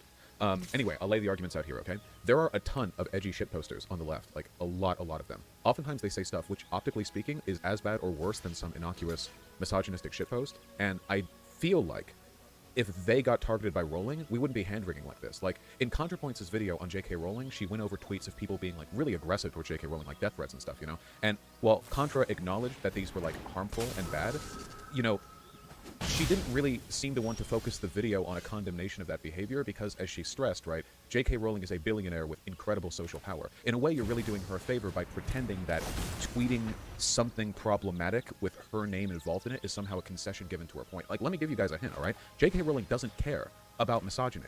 You can read her books. They're not exactly, like, super progressive. She doesn't care. She cares about trans people and oppressing them. That's the thing she cares about. And this whole TERF movement is really just a conservative psyop with a very small minority of second-wave feminists being signal-boosted by conservative media. Are there, like, mainstream feminist, like, you know, groups that are advocating for TERF stuff? Some, yeah, but overwhelmingly, when J.K. Rowling says something transphobic and gets retweeted, signal-boosted, has videos made about them, it's from conservatives. People who are often fascists. I mean, a lot of these people think women should be barefoot and pregnant. J.K. Rowling doesn't denounce the support because J.K. Rowling doesn't care that it's coming from them. She cares about support for her transphobia. So, a couple of points to that effect. First of all, conservatives don't care about misogyny. The only reason they prop up TERFs is because, well, it's the same reason they prop up Candace Owens, right? And Candace Owens accuses the Democrats of being racist while herself never criticizing or condemning the much more overt racism from the Republicans. Show them It's how a shield. we greet It's a way of our using enemies. woke language to form a wedge against, progressive politics, a way of separating people by invoking contrary language to defend a conservative talking point. The problem with that, in terms of condemning me for optics, is that conservatives don't Can't care even about actually do misogyny. it, so Conservatives we're care about degeneracy. Or to put it another way, if J.K. Rowling had found a tweet being critical of her, and then had screenshotted it and then followed that up with the Abby, the profile picture of that Twitter user, and it was like a trans person with 18 septum piercings, pink hair, or like, you know, whatever else, that optically would have been as bad or worse from her side of the aisle than me being misogynistic. You know, Doe, trans deer, recently got Doe the edge in this had that exact fight. treatment delivered to it by a conservative radio host. I wonder if I could find that on Twitter, where Doe was saying essentially, not that I endorse this perspective, of course, Doe was essentially saying that conservative politicians should fear for their life. Remember What a horrible your thing to say training. about people trying to take away others' fundamental human rights. I know, it's Endorse. awful. You could ever believe such a horrible thing being said or believed. But, here. There, I found it. Look at that. See? Right here. See, Doe's making just a terrible, terrible point. So bad, so mean. And then there's a picture of Doe, who, I you know, have got from a new conservative moves to dynamic, teach certainly you. does look like a degenerate. Love it, not a criticism. To conservatives, that is as, if not far more, of an optics failing than me just posting something misogynistic. A person making a solid criticism of conservatives while being fat, that's an optics failure. While being, like, ugly, that's an optics failure. Guys, if you defend the rights of trans children, there are conservatives right now saying you should be thrown in jail for providing medical aid to them or assisting in the providing of medical aid to them, as prescribed Let by real your doctors. blade do They want the to pass laws against talking. this. Do conservatives want to pass laws against being misogynistic on Twitter? No. So if you're seriously out here wringing your hands over how, well, Vosh is giving them ammunition for their arguments by being... No, you're falling for it. You're falling for the framework they're constructing. The framework they're constructing is one in which they attempt to convince people that misogyny is the thing they actually care about. It's not, and they don't.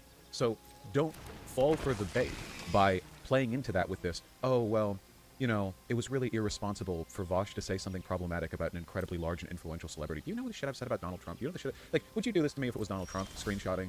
He's not on Twitter anymore, God rest his soul. You know, all the stuff I've said about him. Oh, bad optics, you know. I see so many people on Twitter who will jump into the fire to defend the most optically indefensible, marginalized people. I see trans people on Twitter tweet the craziest shit, and you guys will dive into acid to defend them. And I support that, because you should never, ever, ever, ever allow optical concerns about people on your side of the aisle to prevent you from standing with them when they have a good point over the bad side, okay? What are you going to do? Throw a trans Remember person under your the bus when they get training. quote tweeted by, like, Ben Shapiro because the trans person said something optically bad, like they said something, like, seriously, you know, I don't like people who do the whole, like, ironic misandry as a way of being actually misandristic thing, but if a person was like, you know, Ben Shapiro is a fascist, I hate men, you know, and Ben Shapiro quote tweeted them, ha, you hate men? Well, it looks like you're the real fascist then, aren't you? Would you seriously go like, ugh, they're really providing ammunition? No, you fucking would. Come on.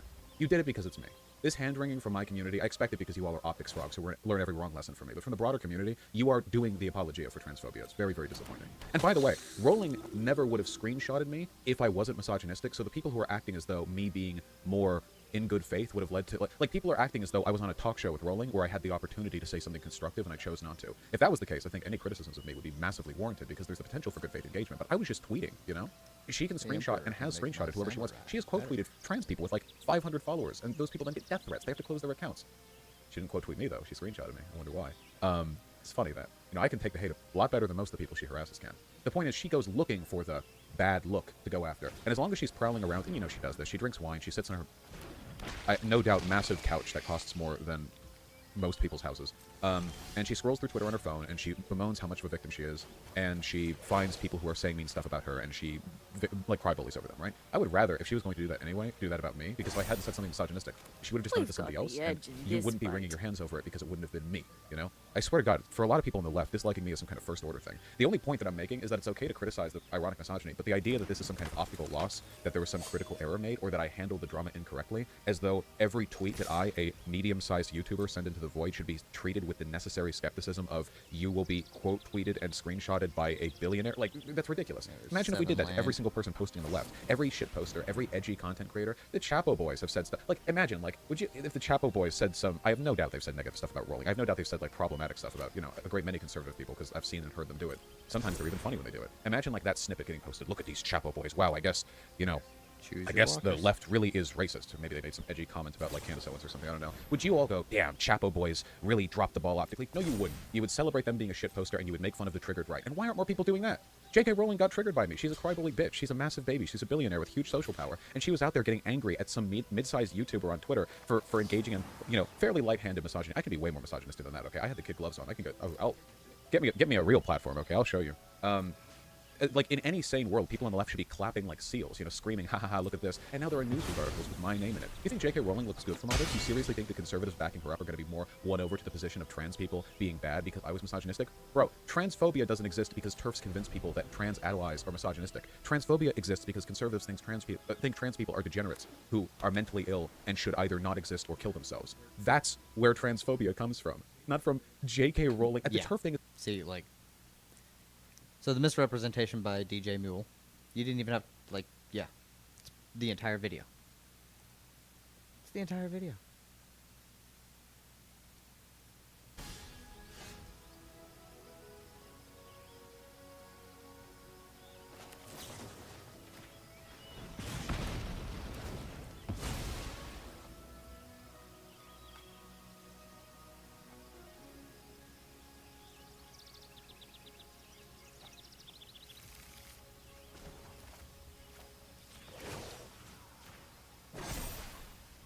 I have got new I'm moves doing to the teach punching you. in.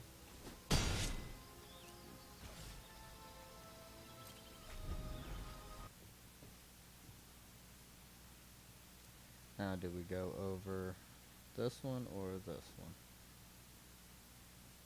Here, we'll do this one.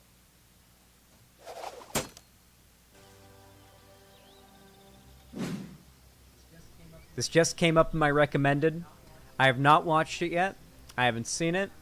I didn't even see... I don't know when this happened. This might have been, like, a long time ago. It might have been recently. But it is a debate that Vosh did, and it went out today, defeating a racist in the Remember your marketplace of training. ideas debate. And it is 2 hours long. So this will be interesting. We're, of course, going to watch it at a little bit of a faster speed, 1.5 speed to be exact. Faster speed than, you know, it happened at in real time. And we're going to be analyzing it. We're obviously not just sitting here and just watching it. We're actually going to be pausing it and analyzing it. So if you guys get mad when a streamer pauses a debate or pauses a video and, like, talks about it for extended or prolonged periods of time, then you aren't going to like this. So yeah, hopefully you enjoy. We're gonna be analyzing this shit. I love pauses. I love pausing. Jeremy Landry, thank you for the $5 super chat. That's so kind of you. He says, I'm super depressed, and the fact you remain consistent is nice. Well, Jeremy Landry, I don't know how those two things are connected, but I sure do hope that you stop being depressed soon. I was once depressed as well, and look, you see this? You see this? You see this? I was a little dumb baby, little dumb Show baby them how 18-year-old we boy, greet and now our I am enemies. 23, and I am the biggest streamer of all time. All right, things will get better, my friend. Trust me. All right. With that said, let's watch the debate. That was Dunzo. I got so fucking freaked out by Vosh's intro playing at 1.5 speed. I don't know why, but it just jolted me. You know? Paused already? Yeah. Very good to speak to you again. So, like I was just telling them, this is like an unmoderated debate, so Whoa. Okay, this is a little bit too fast. I'm gonna turn it down to 1.25. That was a little bit too much. All right. We got a little bit too overzealous here. you're just blessing us with your presence to speak to Pepe. Yeah, And we're we'll- just and chilling. we'll Pepe. So like I was telling you guys, Vosh is streaming right now, so you'll find his stream pinned in the audience chat if you'd like to see him while he's speaking. He's very beautiful, so I suggest you do that. Pepe is one of the most prominent right-wingers on the server, alt-right, libertarian quote-unquote types on the server. So, fuck. you know, Okay. if you guys don't know who Pepe is, you're Oh, Alt-right / libertarian. I'm assuming what he actually is Okay. alt-right. Sorry, y'all. Got to build a new deck for standard with that. Select format, standard, boom. I only have one until I get another rare. Now,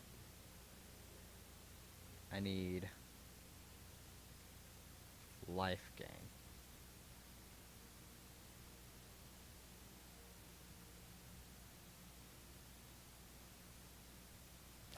Put a couple of those in.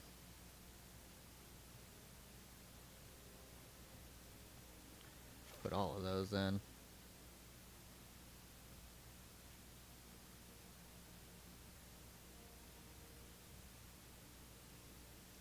One of those in just in case.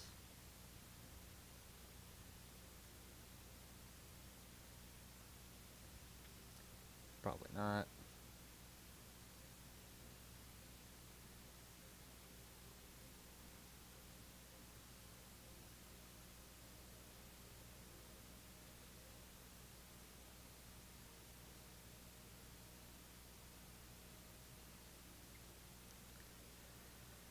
I just need easy, quick. I need a couple of those.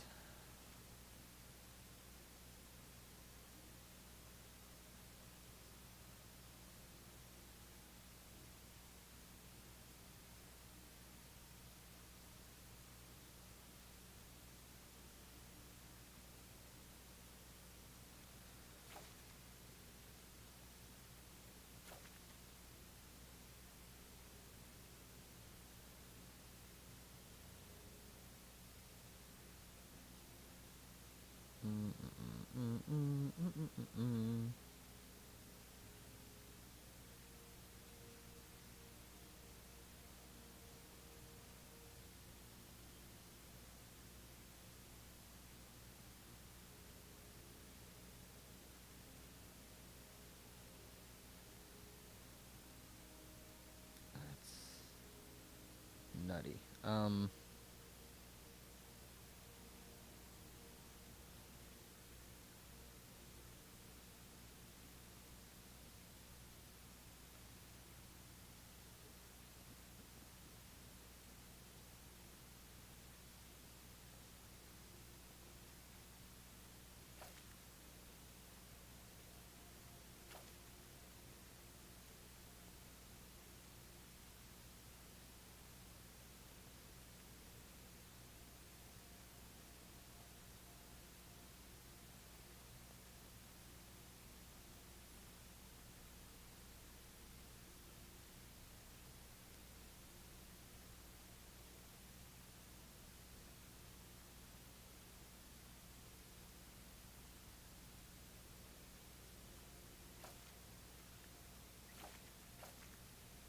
Okay, that's an uncommon. I only have one of those.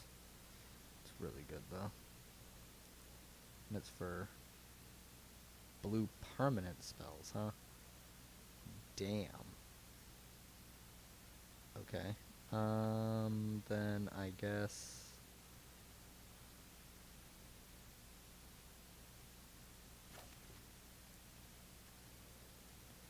cut one of those.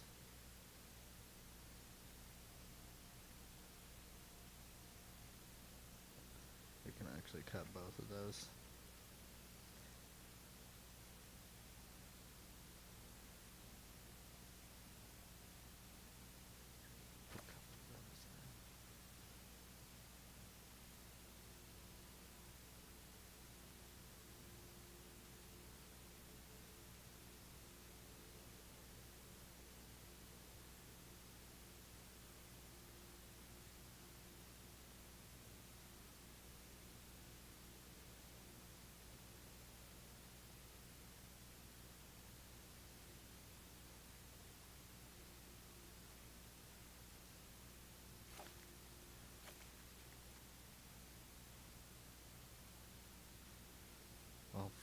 What am I supposed to do?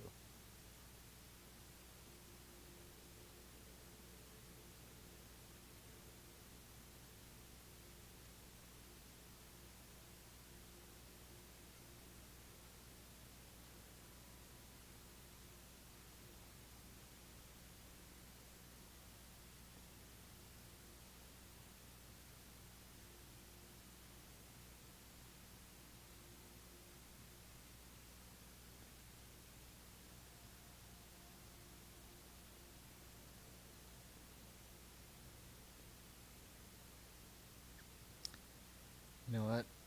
I'm probably not actually going to play this, really, so...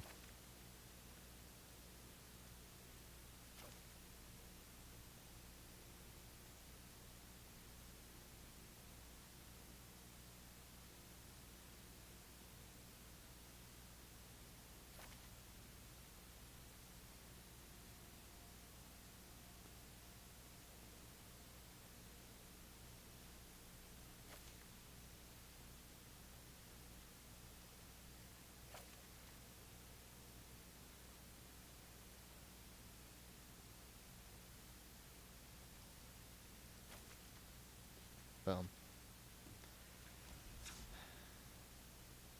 It's a terrible deck. I'm not playing it. Let's go.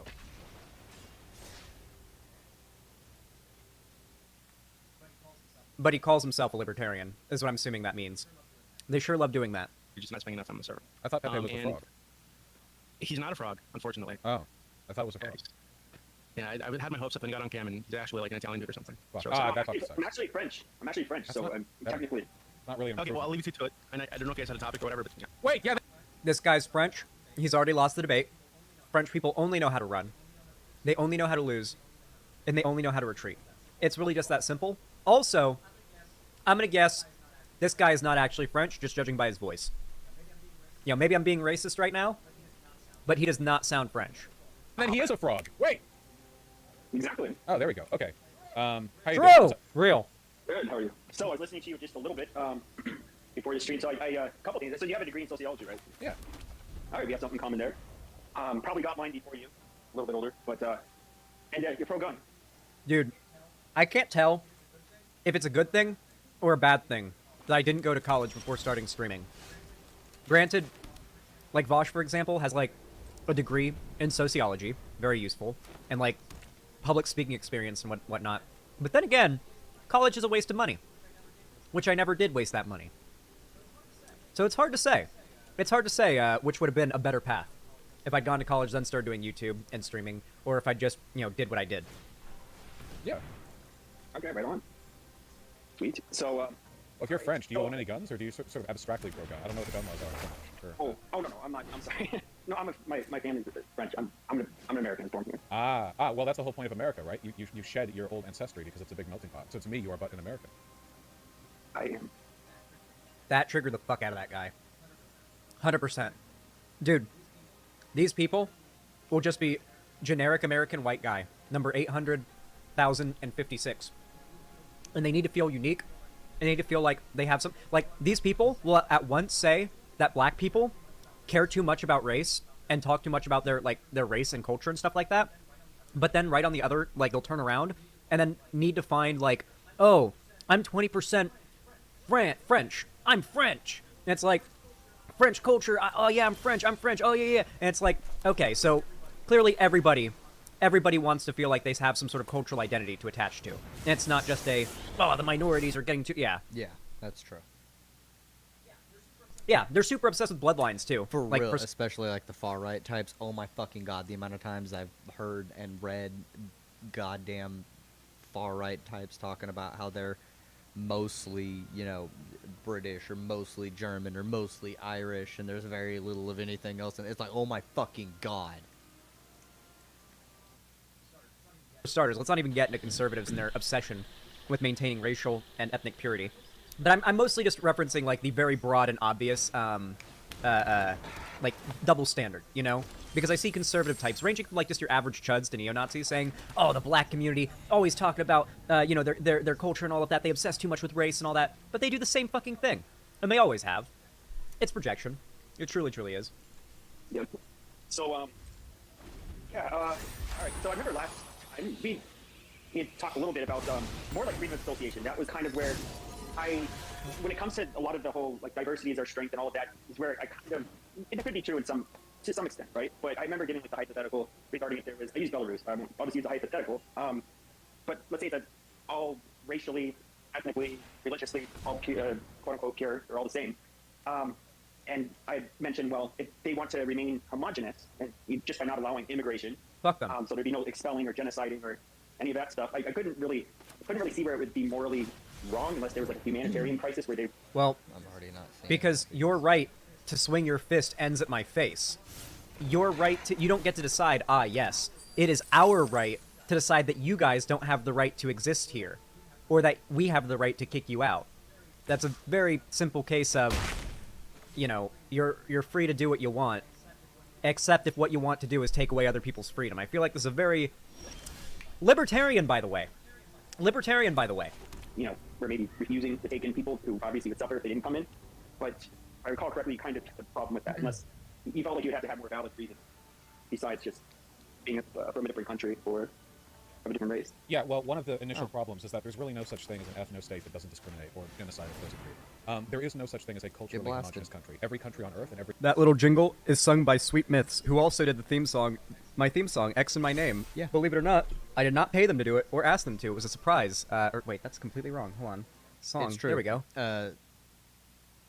They did Vosh Rad and the X in My Name, and I think they have a song for Shark, but I'm not 100% sure. They have 2 Vosh songs. You see that right there? That little that link right there goes to Sweet Myth's YouTube channel, and I highly recommend you check them out. They got a lot of really good music, both about me, about Vosh, and other cool music that you should check out as well. That is not streamer related. In fact, most of their music is not streamer related. In fact, I think they've done quite a few live appearances in Southern California. So if any of you live in Southern California, like in the LA area potentially, I think you might be able to catch a Sweet Myths show if you follow them on Instagram and stuff. I know this is a bit of a, little bit of a sidetrack, a little bit of a derailment, but I think Vosh would agree with the sentiment. Go follow Sweet Myths. There's no reason not to. There is literally no reason not. Give me 12 good reasons why you shouldn't. That's right. You've got none. Go do it. Every country that has ever existed has included cultural and social schisms. And there are always ethnic schisms as well, because ethnicity is sort of an arbitrary boundary that you can subdivide as many times as you want. A culture that is obsessed with maintaining purity will find impurities within I itself. think I've lost this So one, there's really y'all. no reason of promoting that at all, especially when there's no reason for the so-called purity. There is no such thing as purity on a social level. It's a completely made-up concept. There are millions of individuals with their own ideas. There will always be disagreements and what have you. The pursuit of purity for its own sake usually means a fixation on adjacent characteristics that do very little to predict well-being within a country. There are So I'm sorry to I'm really sorry to cut Vosh off here, but did you notice the guy said purity? Maintain the purity of a nation. You ever notice that with these Nazi types, their language seems to get like so? It's almost like the black speech of Mordor, where it's like a twisting and morphing of like normal language to the point where like without them even realizing it, they start appropriating these really weird like these weird like dog whistles and weird catchphrases and whatnot that just you know what they kind of mean. It just helps to alienate you from broader society, which is very obvious cult behavior. Don't have the ability to pump your countries stuff all by around the 2. world that are very ethnically diverse, that have relatively low rates of criminality. Wait, why does Vosh have wigglers in his chat? Do we have wigglers? Are they in my chat too? I'm scanning. Do we have them? I don't see any. Okay, I think they've just the wigglers have infected Vosh's chat, but not mine. Okay. We have to trust me, guys. I'm gonna commission a bunch of Xander Hall emotes. It's gonna be fantastic. High rates of economic productivity, and there are countries wish that I are knew how to relatively do emotes. ethnically homogenous that do not and do not. It has far more to do with material conditions than any idea of like national purity.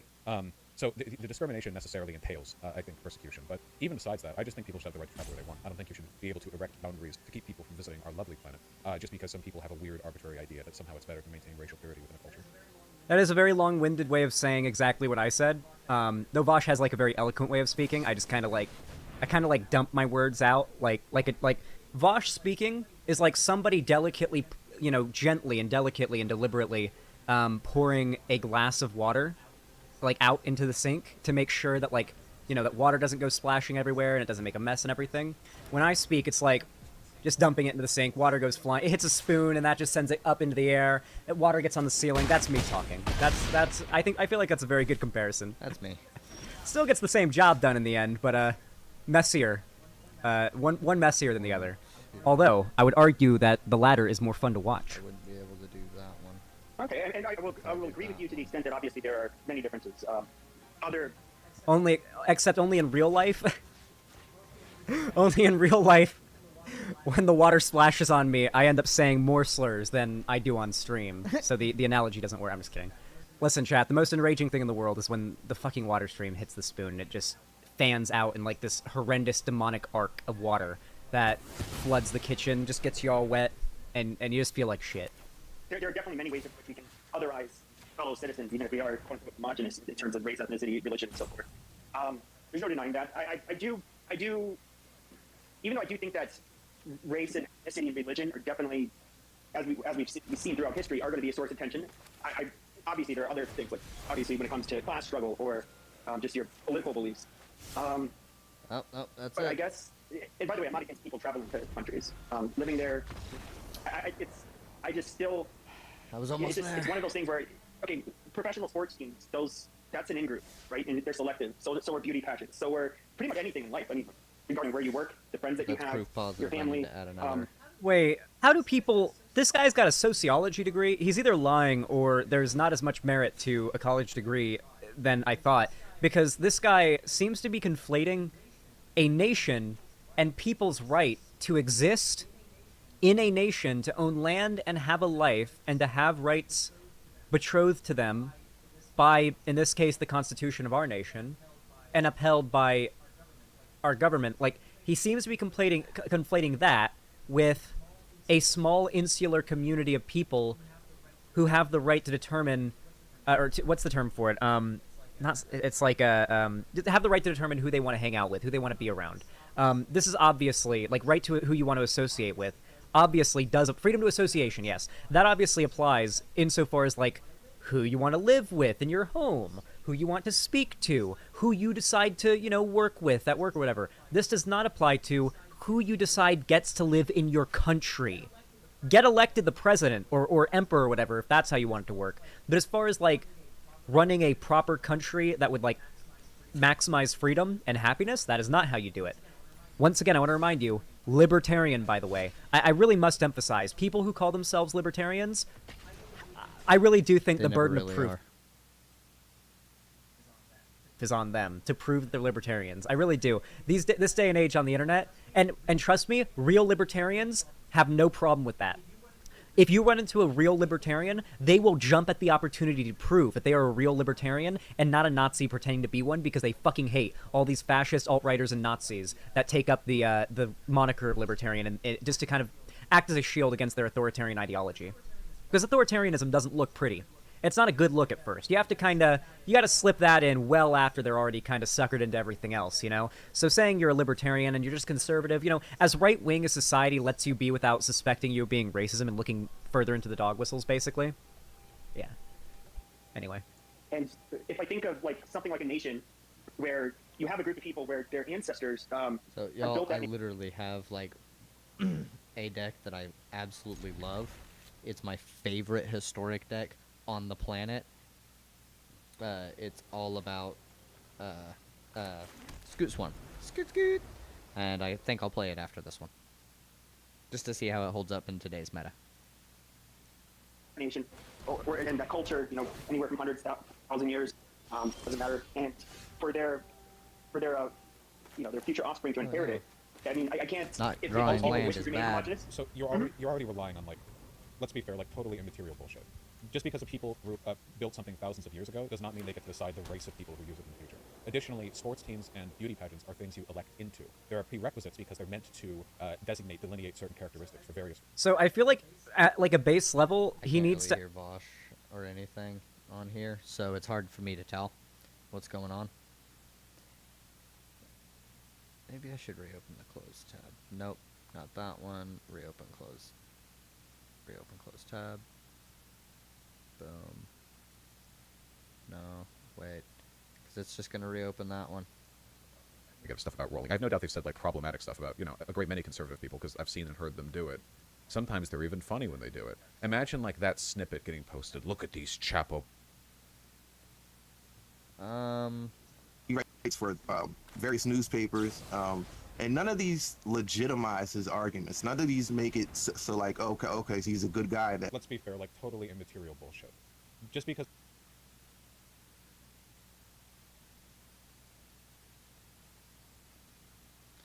Here we go.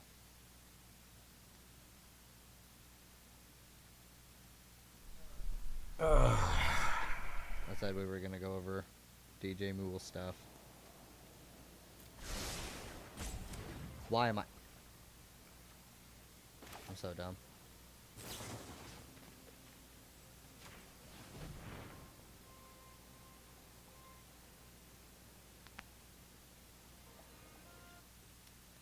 So yeah, this video is actually even worse than the other one. Well, internet, looks like I'm back again, doing another one of these videos. I could be making content about how leftists can start organizing, or I could be doing more stuff about unions, or, you know, how to get involved with direct action, but, of course, the algorithm doesn't like that stuff. It loves stuff like this.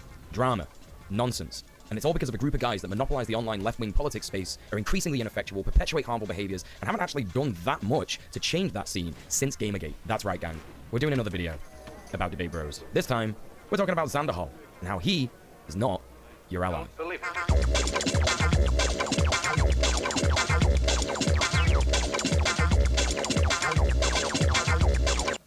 Xanderhal. Most people know him as the cheeky young debate bro regular guy who likes to smong. And going along with what they're saying, not actually. Or from his alt-right pipeline video where he congratulates and sometimes hits a bong and throws up because he took too big of a rip. Happens to people. himself on not being a fascist anymore. What a cool and normal thing to be proud of. Well done for doing the bare minimum, bro. If you're on the left that doesn't really follow the debate scene, you're probably wondering what all the fuss is about. But if you're into the debate scene, you'll probably know him as wannabe Vosh, as this is what most debate fans have been calling him for the last few years. People call him things like the Zoomer version of Vosh, or that he's copying Vosh's style, which is hilarious, to be honest, because Vosh copied Destiny's style, and Destiny copied the modern debate format, and they copied the Greco-Roman debate format. I digress a little bit, but you see what I'm saying here. This is a bit of an obtuse thing to criticize him for. Xanderhal is also seemingly surrounded by a bunch of controversial drama. That is more often than not true for every debate bro on the internet, and a lot of it is concerning and makes you wonder at all why people think he's even a based dude. So with all that in mind, why do people actually like him? Now, I know some of you are not going to want to hear this, but we have to address the facts here. And that is that when you scroll through Xanderhal's YouTube page, there is actually a lot of cool leftist stuff on there. See, he's making videos here about how Trump is bad, he's sticking up for trans people a lot, and that's all good. People around his age, or even a bit older, are probably going to see themselves in him a little bit, and maybe even see him as a bit of a role model for getting into politics, especially if they're already kind of skewed to the left. He's got a good stream personality, he interacts with chat a lot, and he's generally entertaining in an above average way. He's gained a big following since making content like this, and yes, I know you are going to get more views and subscribers based on bigger content creators that you associate with. I know that from my own experience, however, you can't deny that Xanderhal, well, he knows how to content create. He is an influencer who has a brand and whatnot. However, you'd be right in thinking that amongst these thumbnails, something just doesn't feel quite right. The more and more you scroll, the more and more you start to see things like this. Yeah, like, Twitter discourse could be a bit myopic and wrong, but why are you focusing on this? Okay, that one's a little bit extra. I don't know what that's all about. Oh, okay, he's just made a video in bad faith about one of my friends. Oh, and there's another one. Okay, it's just like obsessed with drama and... Okay, no. This is fucked up. What is this guy's purpose on this platform? Is he a leftist? Or is he just a leftist some of the time and a piece of shit whenever it suits him? Xanderhal prides himself on debating people who disagree with him on anything in the marketplace of ideas, and he doesn't limit the people he platforms in order to protect his user base. Oh no, he loves debating fascists, especially about the human rights of the people that he claims to support. But why? If he's a leftist, surely he knows that platforming people with strict ideologies becomes more of a battle to convert the opposing person's audience, but actually you've achieved nothing because the supporters of your point of view stay the same and the supporters of your opponent stay the same. But the new impressionable viewers that haven't been exposed to either ideology have now been exposed to a violent ideology that will influence them easier and easier depending on their material conditions and prior exposure to fascist ideology in our culture and media that permeates everything happening. Okay, so he's going to waffle here about some bullshit and be wrong the entire time. Just so we're aware. Just so you're aware.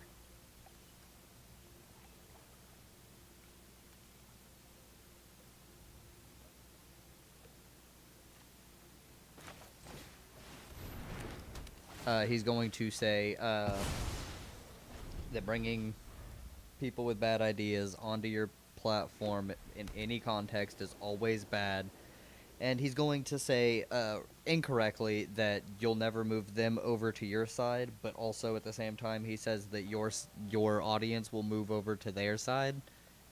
Theirs won't move over to yours, but like no, it's the opposite. A good leftist's audience will never move over to the fascists, and the fascists will, at least their audience will be shaken by their fascist view, like shaking in those views. They won't be as firm in their convictions, and they will reflect further on all of it. I'm gonna get my ass fucking handed to me here. Holy shit.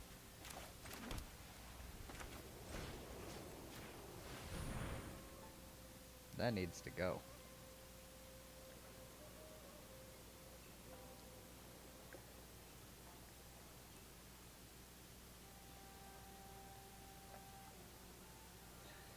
Fucking channeling bullshit again. Come on. Come on, nerd.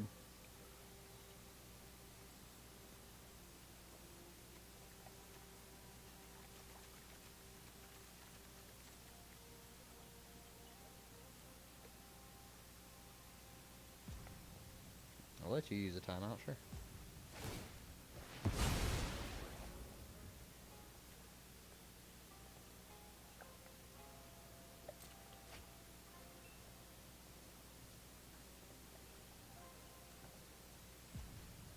What do you have to think about?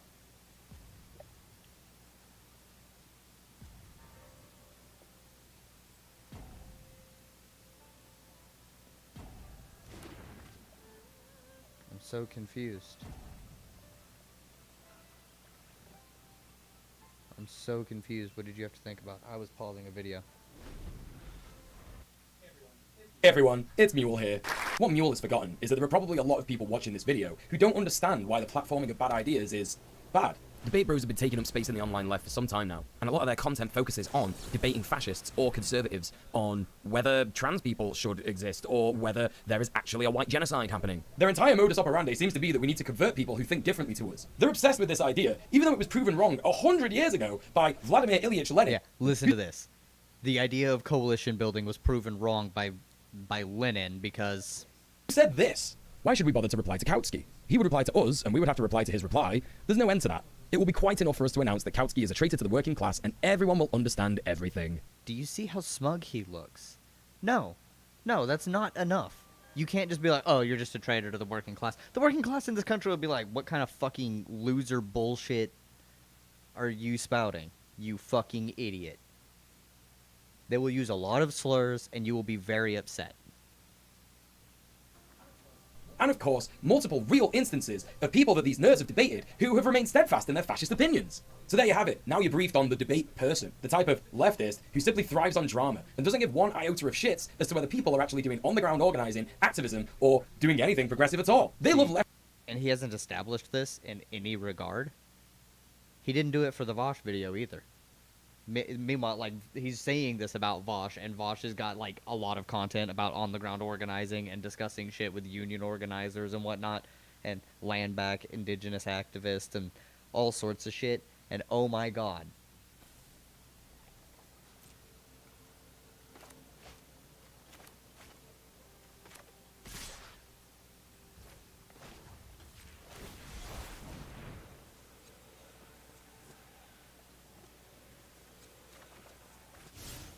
Yep, alright. Leftism as an aesthetic, as it were. Anyway, back to Muel. Yeah, no, Xander Hall leftism is an aesthetic. Yeah, right. Thanks, Muel. So the question remains, does Xander Hall know that platforming fascists goes against everything that leftists stand no, for? it doesn't. How many fascists has he de-radicalized? Zan? Probably a few. I don't know. I literally just subscribed today. I've never really watched Xander Hall. Vosh? Quite a few. And they do similar things. I'm pretty sure Zan has a decent number of his audience be de-radicalized far-right people. Because that's where he used to be. The thing that's important to point out is that the de-radicalization of fascists is a very real discussion that leftists are going to have at some point, as Nazi views and ideology have the possibility to outlast a potential revolution or global shift towards more radically left-wing politics. What I do know of this kind of action that exists so far is that it's undertaken mainly by charities like Hope Not Hate, who tend to infiltrate telegram groups of fascists like the BNP or the EDL in the UK, who create disorder and sow dissent amongst the rank-and-file fashion the movements who are losing faith in them due to the fact that they're not really addressing their material conditions and seem to be focused on something that is more of a losing battle. What is certainly not effective is nerds on the internet debating them, especially when those nerds, every now and then, let their mask slip a little bit and repeat the same fascist talking points they've been arguing against. No, as you can see here, the debate lord Xander Hall tends to actually just focus on drama, which is annoying because you can see from some of his other videos, he's right about some stuff, which is good. But then, why does he focus on myopic things like people on Twitter not agreeing with him? Why does he use words like woke scold and crybully? What do those words even mean? Another thing to be aware of when looking at debate bros is their takes. Sometimes their takes are so bizarre that they make no sense whatsoever. Why does he go off on... Because they harm the movement.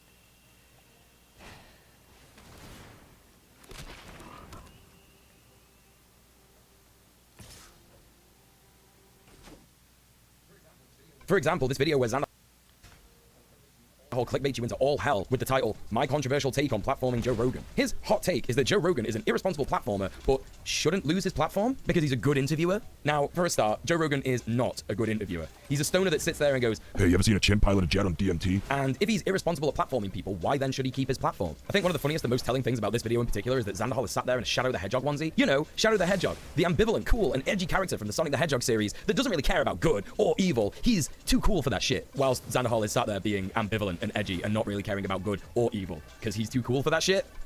So anyway, why has he said this? Literally had nothing to do with it.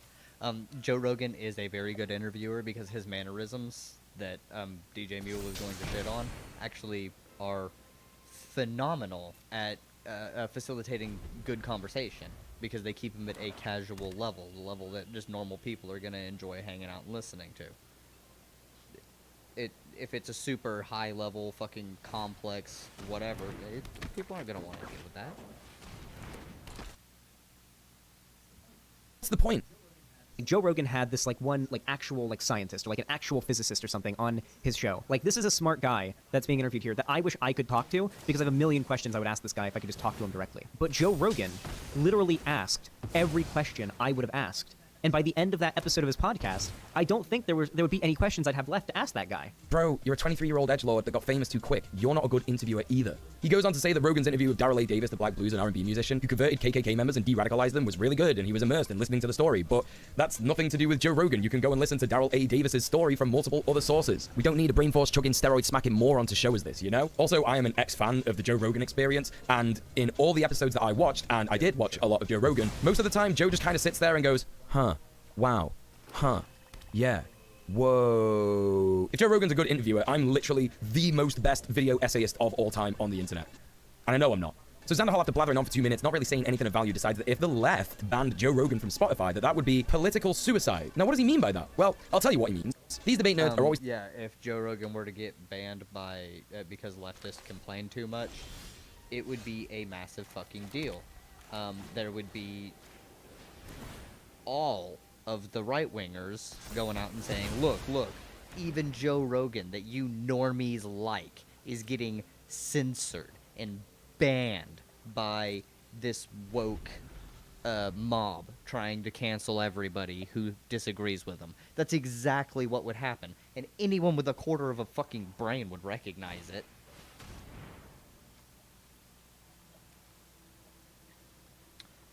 Ooh, okay. There goes the Emperor.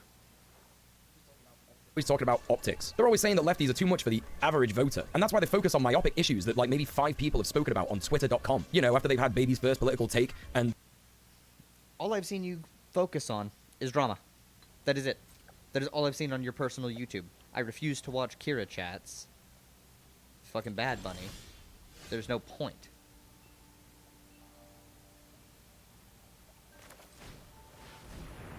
I know she's a grifter.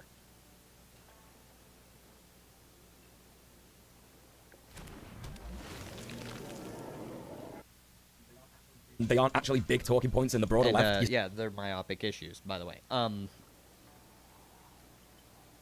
I've been seeing a lot of actual, on-the-ground discussion for organizing and whatnot come from, other online streamer communities, but I haven't really seen much from the people who are always talking about it. Oh, you need to get out on the ground. Well, make videos.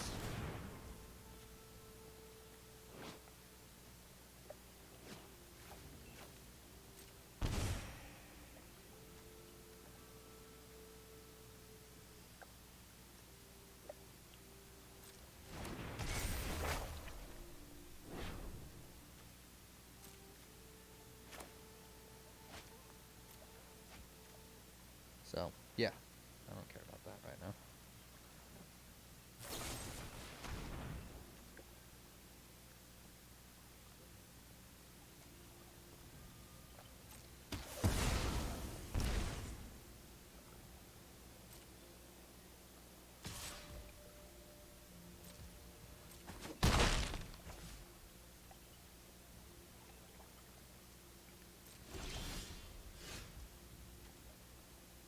I can survive a couple more turns as well. Let's go.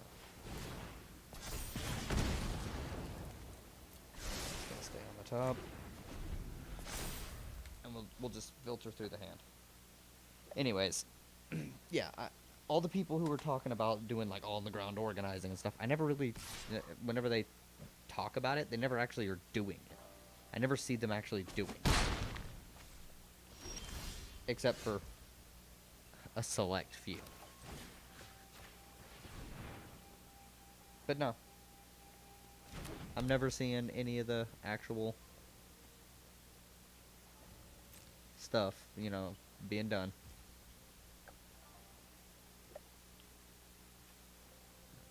I've got a lot of creatures in my graveyard, I think.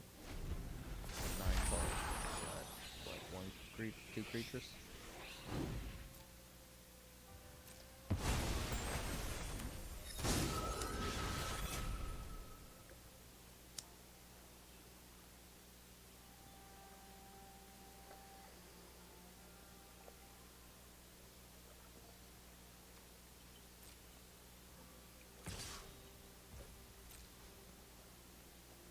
So I've got 4 more turns.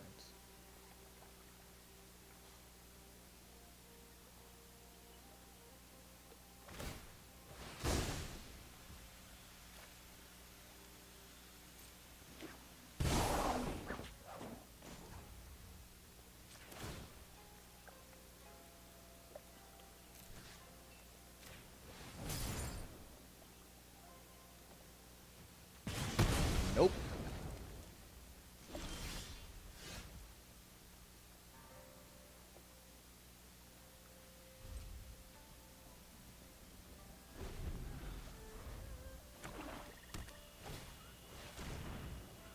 Can't do anything about it.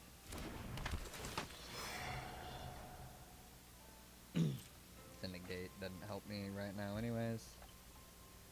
You're gonna hit me for... It'd be 2. Yeah.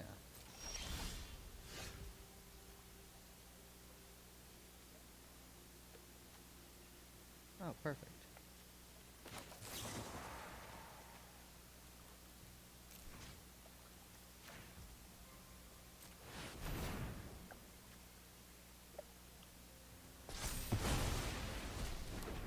Sweet.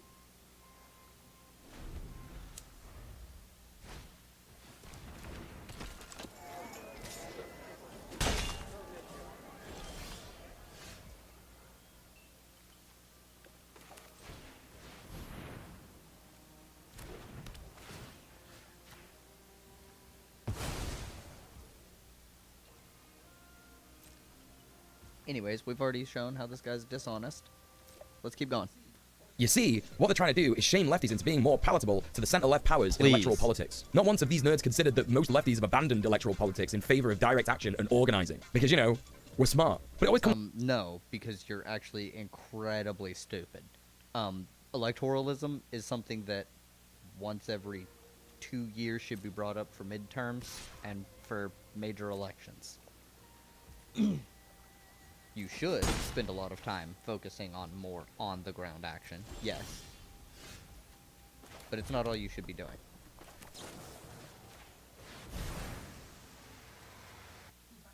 comes back to this optics shit. Like, we should care about what conservatives and fascists think about us. If it's the left's fault that Joe Rogan gets taken off Spotify and Nazis are frothing at the mouth, why should I care? I would simply have a celebratory wank. But no, the reason that they talk about optics all the time is because they think that you can win fascists over to our side with good optics. You're starting to see how this is all a circle, gang? Debate Nazis, have good optics, destroy other lefties who have bad optics. So let's get into that last part. In this video, Xanderhal talks about his editor, Cherrybread TV, who did a tweet about a bunch of online slang used by queer people, specifically trans people. He then goes on to say that the cancellation that they received for this was outrageous and people lost their minds over it, which he then uses to catapult himself into a rant about how all LGBTQIA+ people online, specifically those that criticize Vosh and other debate bros, are mentally ill and abuse victims and for some reason need online internet points to feel good about themselves. It's extremely fucked up and just more evidence. For one, no, that's not the case. He said the people who were criticizing him and Cherry were all mentally ill. Not that all of that group was. So, very dishonest. Such lie. Okay, so I'm gonna need to blast that for 2.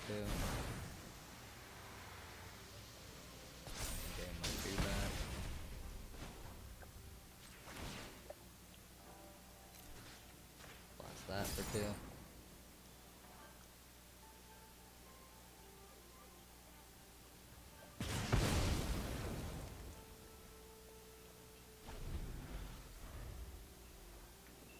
Yeah.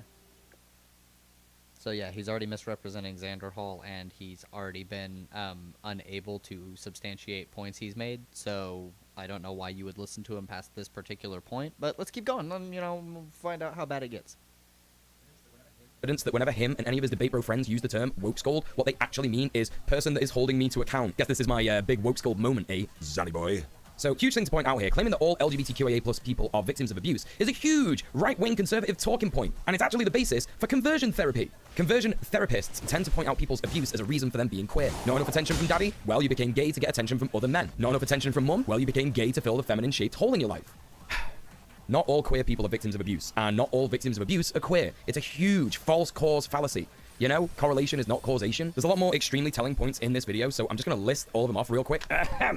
Xander Hall says at the start of this video that his editor is a quote-unquote bit of a memer, and then immediately talks about how the meme they posted is how, quote, the trans community online is toxic and gatekeepy, which is all in all true for most communities online. It's just interesting how painting this as exclusively a trans problem is his main aim here. It's transphobic. If you're wondering what the problem with that is, it's that it's transphobic. His editor said to him, apparently, I might get cancelled for this, and his response is basically... I've not seen any trans people or any non-fucking insano trans person say that it's transphobic. People who go absolutely fucking apeshit over the smallest thing that they perceive as a slight. Yeah, those are the people who have said it's transphobic. Regular, like, the random trans people who've seen it, I've seen a lot of trans people laughing at it. So, no, not transphobic. You had, like, one friend say it was transphobic, and so you stuck to that to try and smear Xan because you hate him for some reason. Who cares, Lamau? In their post regarding their apparent cancellation, his editor references Vosh's post that he used as an explanation of using the tactical N-word. And for those of you who are blessed enough to not know what this is a situation where Vosh, in a debate with a fascist, just said the N-word with a hard R, literally just as a tactic to get shock and loads of views and controversy. Yep, and this is something that Xander Hall classifies as a good meme. He also references Vosh's rant about queer people online, which was extremely...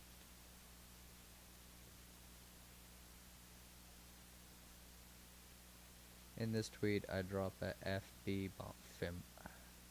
Femboy. Oh, this was the... Oh my god. I completely forgot that there was the fucking people saying femboy was a slur. Femboy bomb, big one, hard Y. I did this to show my interlocutors that their language doesn't impress me, that their slurs don't frighten or disarm me. You can see from their reactions that it worked. They were clearly taken aback. Boy motor femboys who take estrogen are more trans than...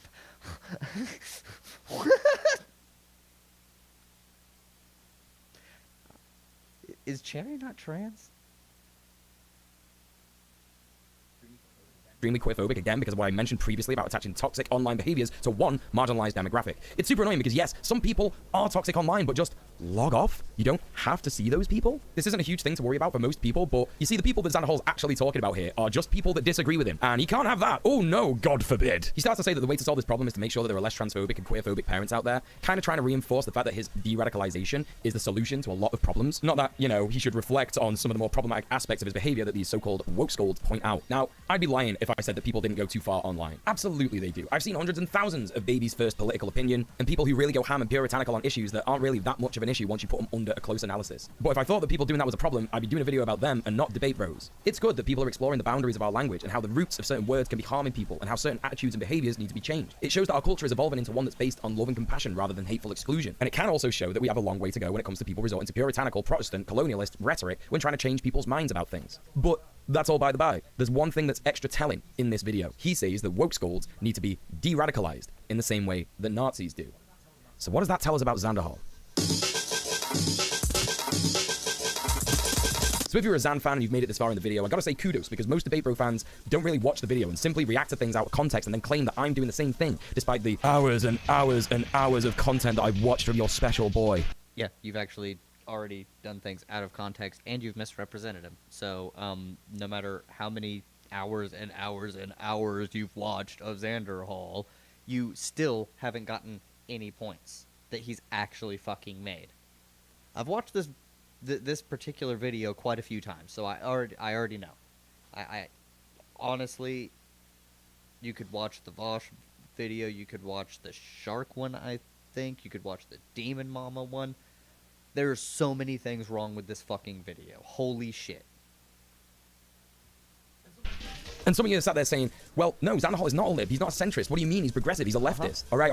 He's Calm just down. edgy. We're going to get into it. Just grab a nice drink, some snackies, maybe play your favorite video game while you're watching this video, and we're going to get into it. Scrolling through Xanderhal's YouTube page, you'll notice that there isn't a lot about his actual views when it comes to material conditions or class consciousness. A lot of his left-wing content is based on civil and human rights, which he kind of shits all over when he does his woke scold content. So let's go right back to his first video that got a ton of views, How I Almost Became Alt-Right. He starts off by saying he never really went into politics and had a fairly progressive mom who taught him why it's wrong to be racist, misogynist, and bigoted in general, and that he was super disappointed in the USA and Americans in general when Trump got elected because even he could see that Trump was a bad guy. He then talks about his radicalization through YouTube content. It's so weird listening to this because it's almost like he's talking about himself when he talks about Chris Reagan, who he describes introduced him to alt-right content. He says that Chris described himself as center-left and did a lot of content about how feminism was obsolete in the USA in 2016. Obviously, Xanderhal doesn't do content like that, but he does do content that attacks people that are too left-wing for him or annoy him personally. A lot of similarities, you know? The video is very short, so I'd encourage you to watch it yourself, but the long and short of it is that he went further down the pipeline and saw Charlottesville and the murder of Heather Heyer, and then he saw that that shit was actually really bad and wrong, so he started to lose faith in it. He then talks about how Destiny pulled him out of the alt-right pipeline. For those of you that are somehow blissfully unaware of Density, here is a quick recap. Destiny is actually really good at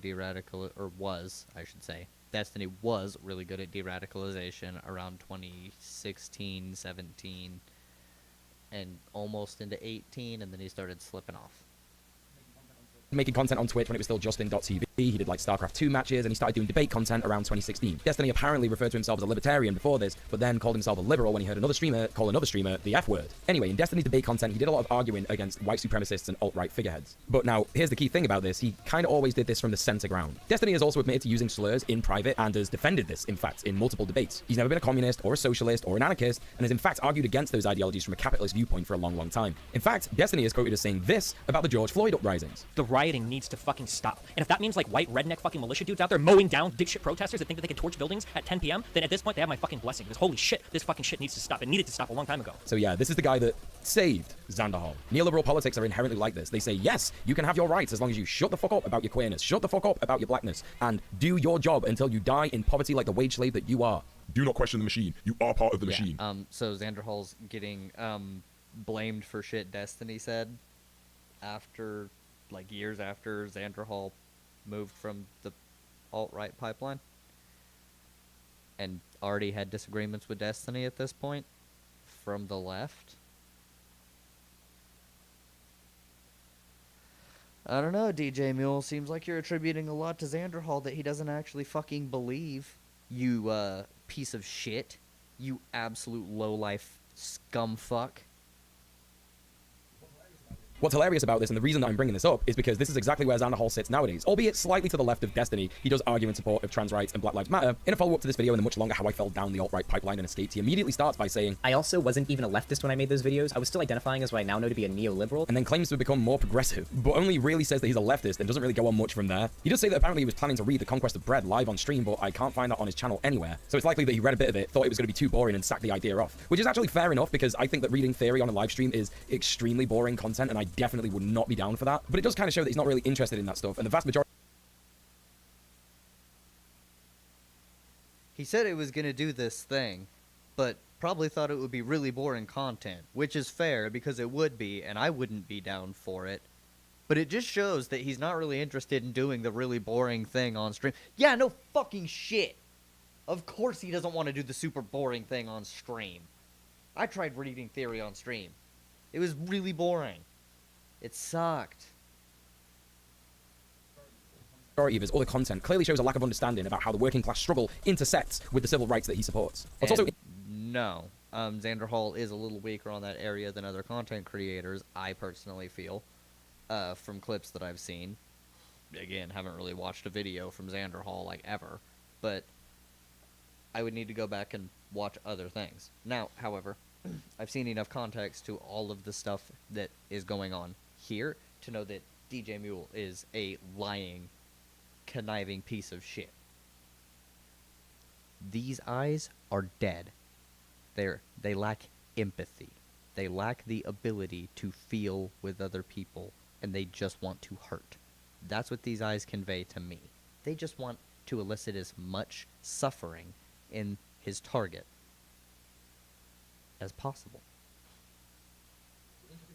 interesting to point out is that while Xanderhal says that Destiny saved him from the alt-right pipeline, Xanderhal doesn't appear to have actually ever been debated on his alt-right views. He simply saw an example of right-wing views being torn to shreds in the form of Destiny debating a white supremacist. The major difference between this and other forms of de-radicalization is that it simply made him not a Nazi. It didn't make him a communist, an anarchist, or even a socialist. The more and more that Xanderhal gushes about Destiny, it becomes clearer and clearer that he has a deep love for the guy, and that he wants to emulate him in every way. He says that the edginess of Destiny made him think he was cool, and he made a lot of friends in Destiny's Discord server. Now, the next part is extremely interesting. He talks about our Skullboy Sean's video, The Fate of the Frogmen, a video in which Sean talks about the online alt-right and their slow sad march into irrelevance, and Xander Man says that this was the moment that he truly understood what had happened to him. Basically admitting that Sean, a video essayist, made him really understand what had happened to him, versus watching the debate with Destiny, which simply made him stop being a full-on Sieg-heiling Nazi. It's interesting that he talks about learning social structures and disavowing capitalism, but a lot of his content just really isn't about that. One of the most important things to happen over the last year for a lot of leftists is the wave of unionization that's happened across the US and the world. If Xanderhal was covering a lot of this, that'd mean a lot of people learning about a lot of good stuff. He's got one video that's 18 minutes of him covering the Staten Island warehouse unionization, but it's got woefully low views. Hell, I know the feels on that one. My union video and activism content performs terribly. But let's talk about his Joe Biden support. It's so interesting that in this video, quote, "Why I'm not Bernie or bust and you shouldn't be either," Xanderhal talks about how he loves Bernie Sanders and Joe Biden is a creepy old man who has rape allegations against him. But more recently, he just unironically tweets and retweets Joe Biden's Twitter or pro-Democrat stuff. Dan in this video also talks about Ruth Bader Ginsburg and how if she dies while Trump is in office, then women's rights, trans rights, and other civil rights are all on the chopping block. Funny then how all that still kind of happened, but he still supports Joe Biden and the Democrats. He focuses in this video a lot about harm reduction, but the harm has been done. It happened under Joe Biden and the Democrats. And Xanderhal used his platform to tell people that Bernie or bust is Yeah, Bernie or bust was fucking stupid, because if you were going to withhold your vote and give the potential for fucking Trump to get back into office, guess what? There are old conservative justices who could fucking retire and get replaced. And there's a chance that one of the 3 remaining liberal justices is old enough, I believe, that they could also just die and they'd get replaced by Trump, which would be fucking terrible. Holy shit. Yeah, all the stuff he lays out is happening because of that he points out is happening because Republicans control the Supreme Court and like state governments. Is a bad thing. Okay, I get it. Not voting for a Democrat in 2020 would have been a disaster. But you didn't need to go full pro-Democrat either. Nuance is a thing, and critical support. Yeah, like he doesn't criticize the fucking Democrats and only posts pro-Democrat shit, ironically, to troll fucking conservatives whenever they're getting mad about something the Democrats are doing. I've seen Xanderhal post. I'm pretty sure I follow him on Twitter. What is a thing? The main thing to take away from Xanderhal in this video is this. Revolution isn't happening in the foreseeable future. All we can do at this current moment is... Yeah, I don't see a global revolution happening in the foreseeable future. I definitely don't see a real one happening in the United States in the foreseeable future. There are a lot of lefties who are actually still scared of guns and shit. For some reason. There are liberals who aren't on our side. We do not have numbers. It's not happening in the foreseeable future. We don't have the fucking numbers. He's completely correct about this. We have to work within certain systems to be able to gain more power, to be able to gain more sway, to gain more influence, and we're using all of the platforms available to us, which include the electoral process. That is a platform that we can utilize. It's called a diversity of tactics. But, of course, anyone who believes in a diversity of tactics is automatically called lib by these fucking smooth-brained morons. These stupid fucking just low IQ, low charisma pieces of shit like DJ Muel. Is work within our current electoral system. Anybody who's still Bernie or bust at this point, there's no changing their minds. Fuck them, okay? They don't give a shit about minorities or anybody in this country whose life is on the line in this election. This is such a reductive take, and again has been proven wrong by the fact that said minorities have suffered. No, it's not a reductive take. It's actually more nuanced than anything you've said. And, yeah, they've suffered under the Democrats. Right now, it's because of what the Republicans have done. Democrats haven't necessarily always been the best fucking allies to the goddamn people that you're, like, freaking out about needing to support constantly with every waking breath and every single time. And there can't be any deviance from that particular message or you're gonna, you know, fucking lose your shit. Guess what? There's a lot of issues going on. You can make multiple arguments for different things. Oh my fucking god, I hate this guy. Holy shit. Oh my god. Oh my god. Oh my god.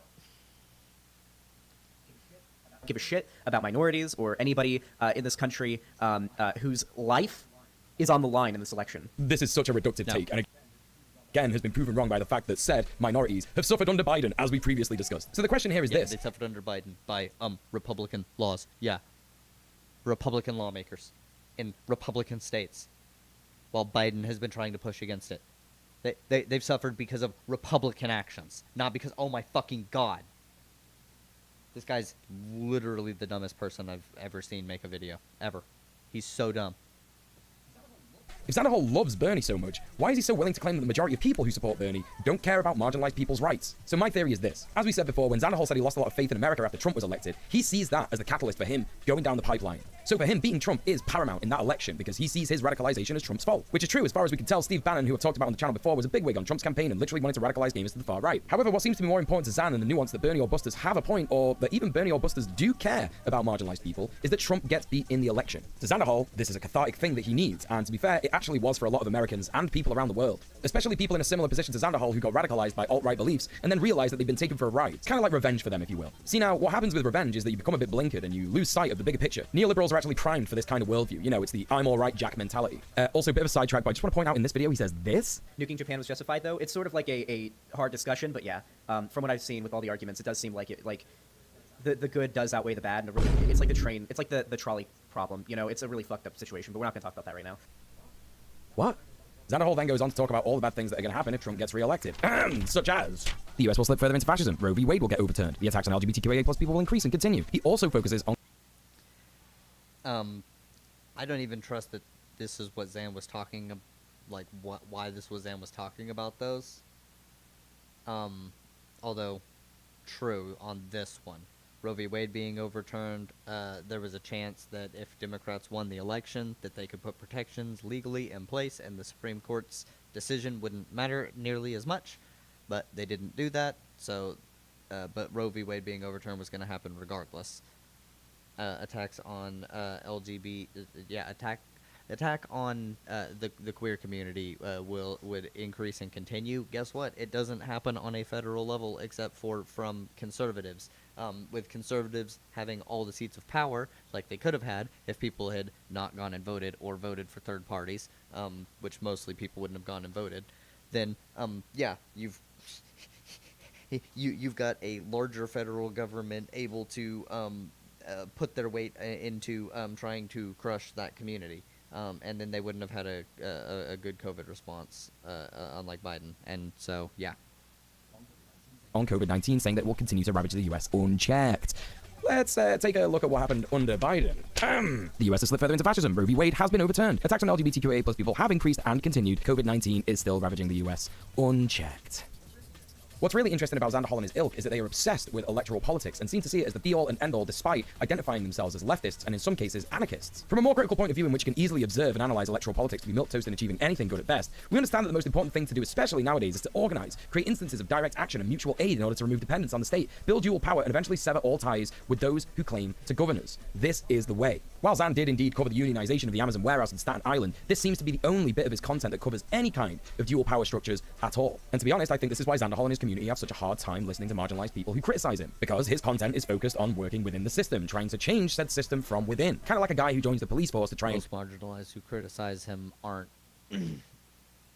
talking about that. They're talking about his edginess, or like the real criticism he got was the one time that Lauren Southern got him to, like, the way Vosh gets Nazis to say trans rights, Lauren Southern turned it on Zan and got him to say, you know, white rights, which was not a good look, but it happens, so. Make it better, and just like said cop, you either end up getting bullied out with the force, or becoming the thing that you hate. Such a self-serious look for such a dumb point.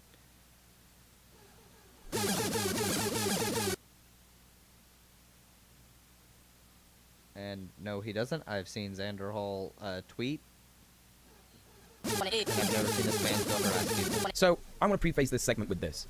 I'm going to be talking about one of my best friends, Sophie from Mars. She is one of my favorite people. She's one of my co-hosts on Red Planet. She makes me laugh. She has helped me build my channel to what it is today. She reinvigorated my love of all things based, and her eloquent commentary on the state of the world and what needs to be done today in order to improve the lives of people has inspired me to do the activism that I am involved with today. So in short, I'm biased. However, I'm well aware that bad faith actors won't care either way. So of course, I'm biased. He means he's not impartial. Not that, yeah, no, he's it's not good to do this, actually. It's very bad form. And I don't want to watch the entire thing because there are people who can give better analysis on the brain damage that he's in. I don't know. Maybe I'm just going to go with the Vosh analysis of he's a permasimp for all women. And also that he has brain damage. I don't know. You're going to be biased as fuck in defending my friends. Fuck you. It's rad and cool and good, actually, to be biased and defend your friends. Also, I think the main... It's good to defend your friends, but if your friends do stuff that's actually dumb and shitty, you should probably criticize them. Like, let's face it. You wouldn't say that about anything else. You wouldn't say that under any other circumstance. So let's not fucking play here.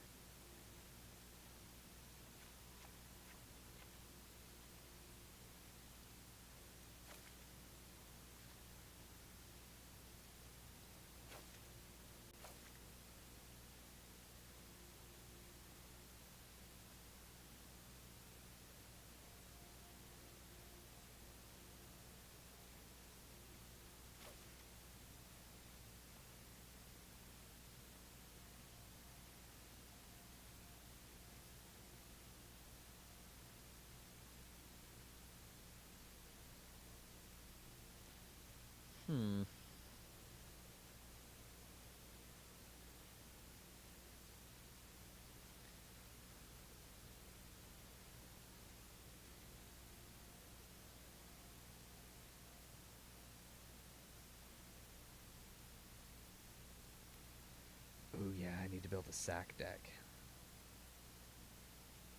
That's gonna be hot. Okay. This needs one more card.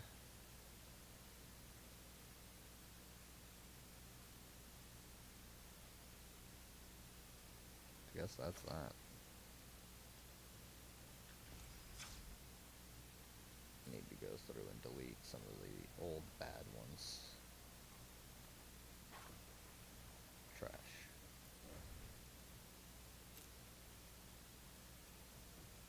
Trash. Trash.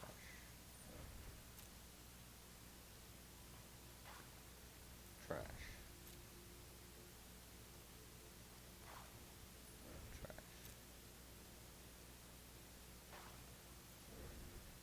Just gonna go through and get rid of some of these decks, you know, I'm not gonna get rid of all of them. But yeah, you get the point that I'm making with Muel here. He's a garbage content creator, and the worst part is this video by saying that early in the relationship, when he moved in with her, they had a trad-con relationship. Now, for those of you that don't know what this is, by the fact that she's a woman, and that when a woman engages in this type of humor, it comes off as being bitchy or rude or as narcissistic or whatever. But when men do it, it comes off this as, right here. and that is of his ex.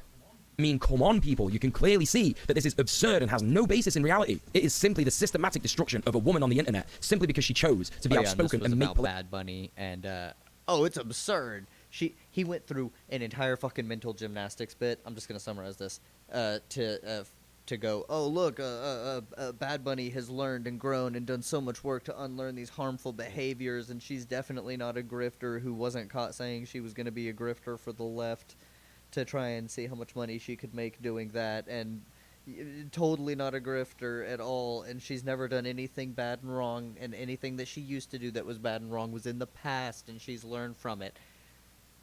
Well, like, everything she's done is worse than anything Zan had done in his previous online experience, even as a far-righter. I didn't hear anything about Zan dropping the N-word, like, a billion fucking times, or talking, just being racist as fuck in Discord, or being homophobic, biphobic, transphobic, just outright bigoted to a bunch of different fucking groups of marginalized people. Like, holy shit. And then just all of a sudden she comes around, like, in like a year and a half, people are like, this fucking idiot is going like, oh yeah, she's so good and wonderful and nice. But Zan, who's been like on the left for like 5 years, he's like, no, he's bad because he used to be an alt-righter. Political content. Seriously, if you're watching this and you have any empathy or sympathy for Kira's position at all, please go and show us some love. You won't regret it. She is more than worthy of your time. So there's a little rule of 3 that I'm trying to bring into my content here, and I'm going to try and stick to that going forward. So I'm going to finish this video with a third and final, and perhaps one of the worst character assassinations that Xanderhol has done on his channel, and that is of his ex, Lani.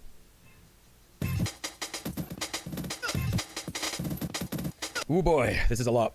Strap in, everybody. Lani, aka Pastel Leftist, was Xanderhol's partner for 2.5 years, according to the twitlonger she posted about him in July of this year. She describes how one day, a few weeks before the time of the twitlonger, he dumped her via text for apparently lying, stealing, and cheating on him, which is already extremely shitty behavior. Lani says all of this is completely untrue and has no idea where he got all this stuff from, but thinks it might be because a car was broken into one time, and all that the people who stole stuff left was his debit card, which she already had permission to use to buy groceries and stuff like that. Lani also goes on to say that Xanderhol has refused to talk to him about any of this, and claims that she was a master manipulator, also implying that she sold all the stuff that was stolen from her car for drugs. He demanded that she come home from work and pack all of her stuff, including her 13-year-old cat, into her Ford Focus and leave immediately, which is, of course, an absurd thing to ask someone on such short notice. She had to move out and couch surf. By the way, you're only going to get his side of the story on here, so you would have to go and watch Xanderhol completely dump all the evidence that he had, including the withheld eviction notices that she'd hidden from him while she was stealing money for meth, the police report about her actually doing meth, and if you don't believe that, he says that it's just controlled substances. It was 11377A.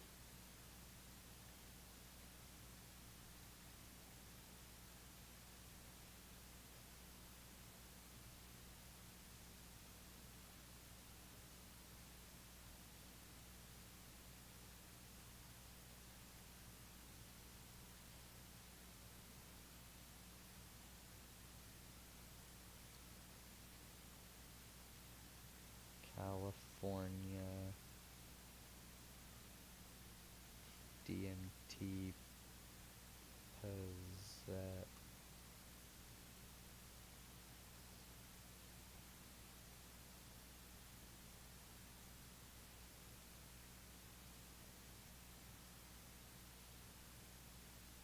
But Section A is methamphetamine. Section 11377 is what they put it under, but subsection A, I believe, is the actual. Anyways, yeah. He tries to say it's not meth.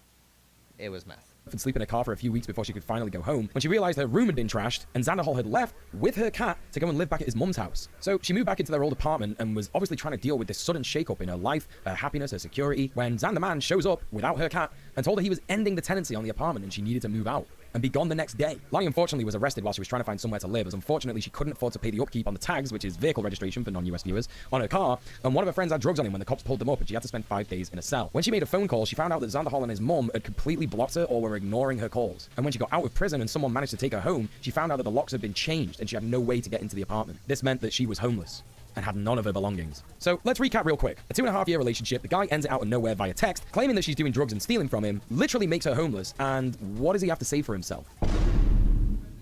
First things first, gang. I just want to say that making content about your breakup is an extremely ghoulish thing to do. Okay, like making a tweet, going off on a Facebook post, or even an Instagram story is kind of a normal human thing to do.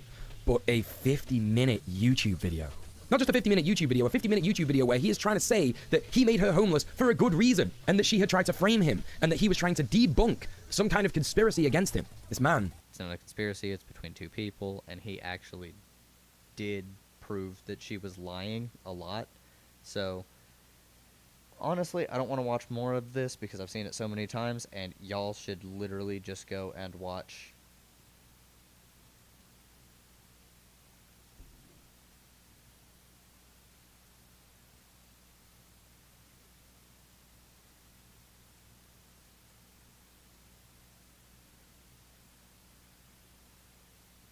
Vanderhall debunking allegations.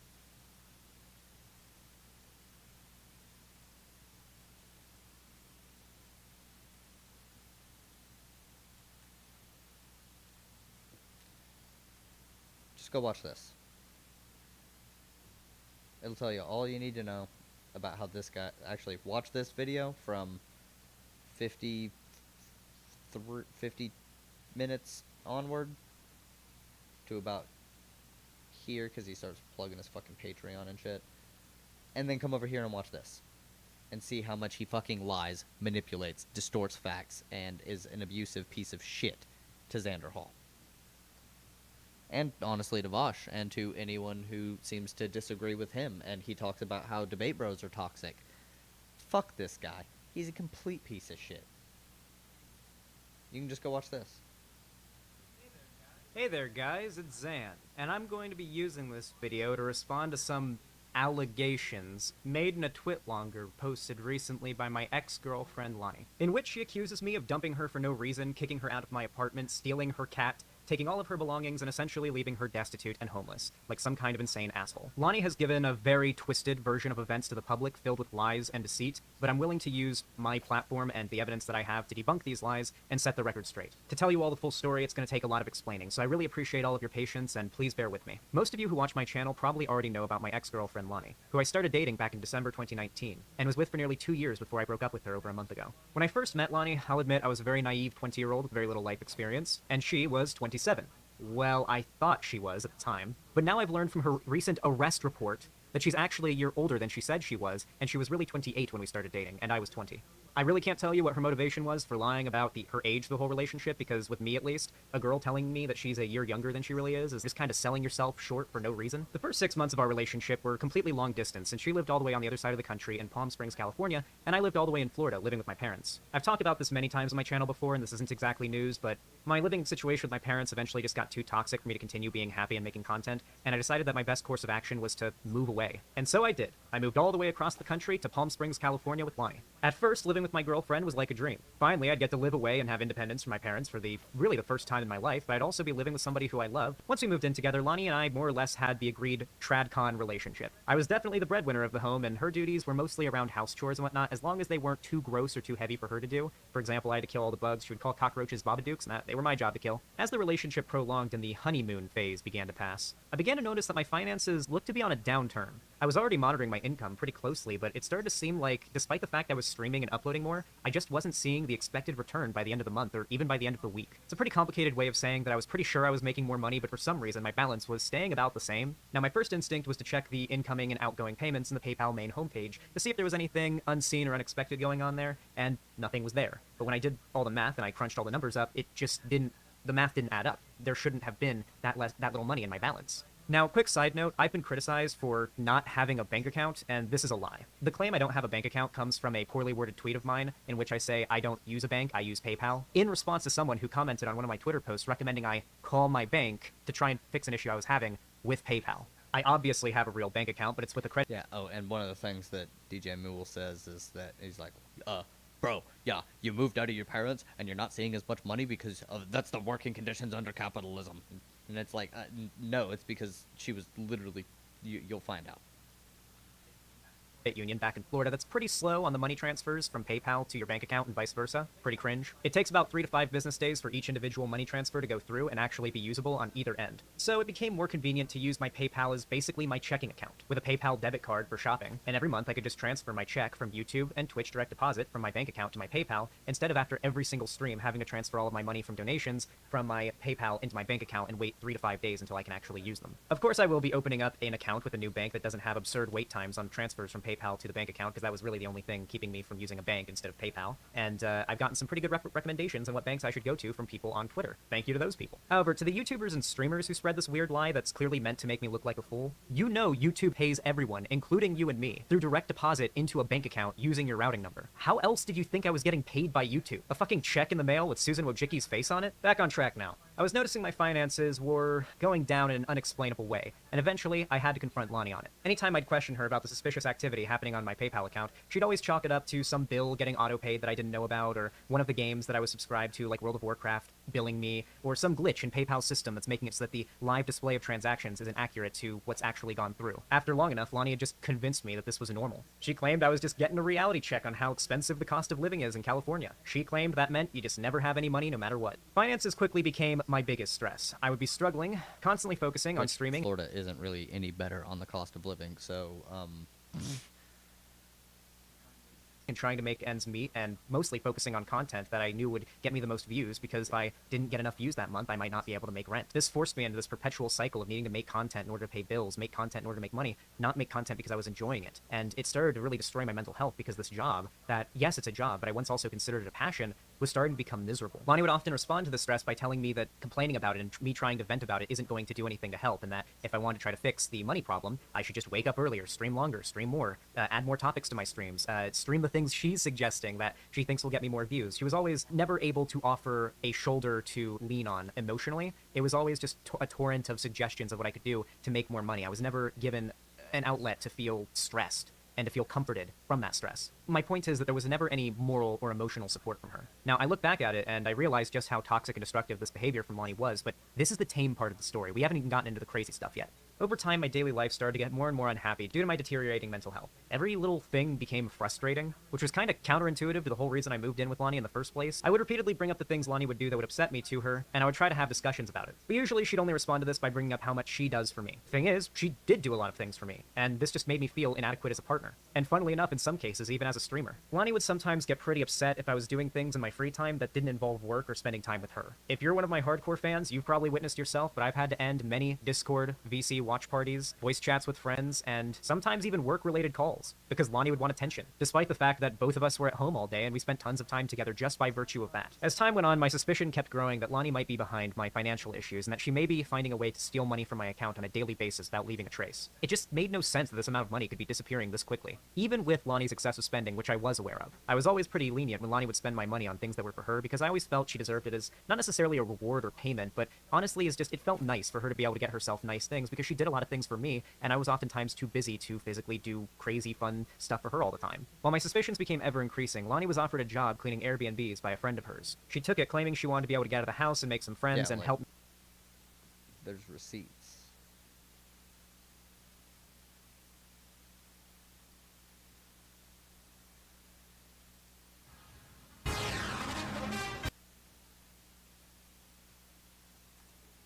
Individual transaction, you can click a drop-down feature that lets you archive it and completely delete it from that main feed. This, it turns out, was exactly what Lonnie was doing. After checking the archive payments feed, which you access like this, by the way, this is what I found.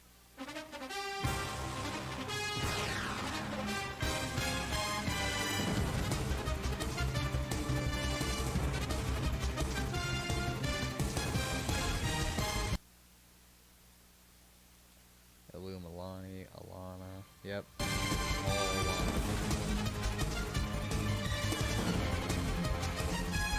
Look at this. Oh my god.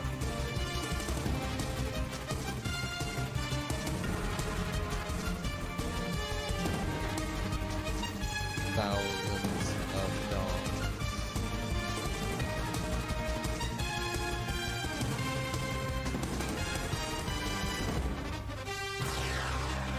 Keep in mind, okay, this is all archive stuff. This isn't including the stuff she used the debit card to go and buy that he knew about.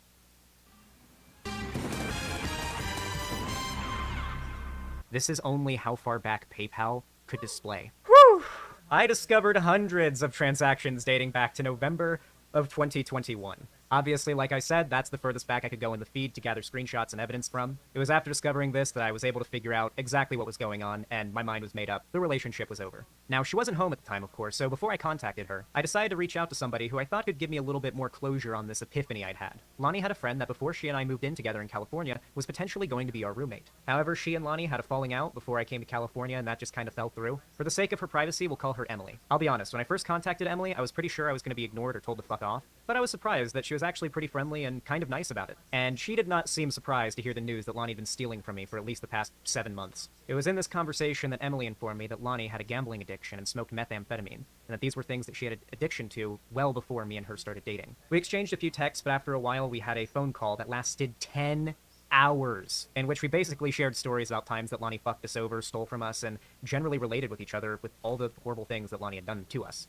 Emily did confide in me, telling me that she'd hoped that Lonnie would one day just come clean and admit to all the things that she'd done to her, but not to ever expect it. Apparently, she really does believe the lies that she's told everybody, and she'll take them to the grave. Emily also informed me that Lonnie had apparently gotten her ex-boyfriend evicted from his place by not following through on making sure rent got paid, and not only that, but hiding the eviction notices their landlord was leaving on the front door. Now, the story Lonnie had told me was very different. She told me that she and her ex were evicted after he'd been hitting her and loudly screaming, and they got multiple noise complaints which resulted in an eviction, and thus their full breakup.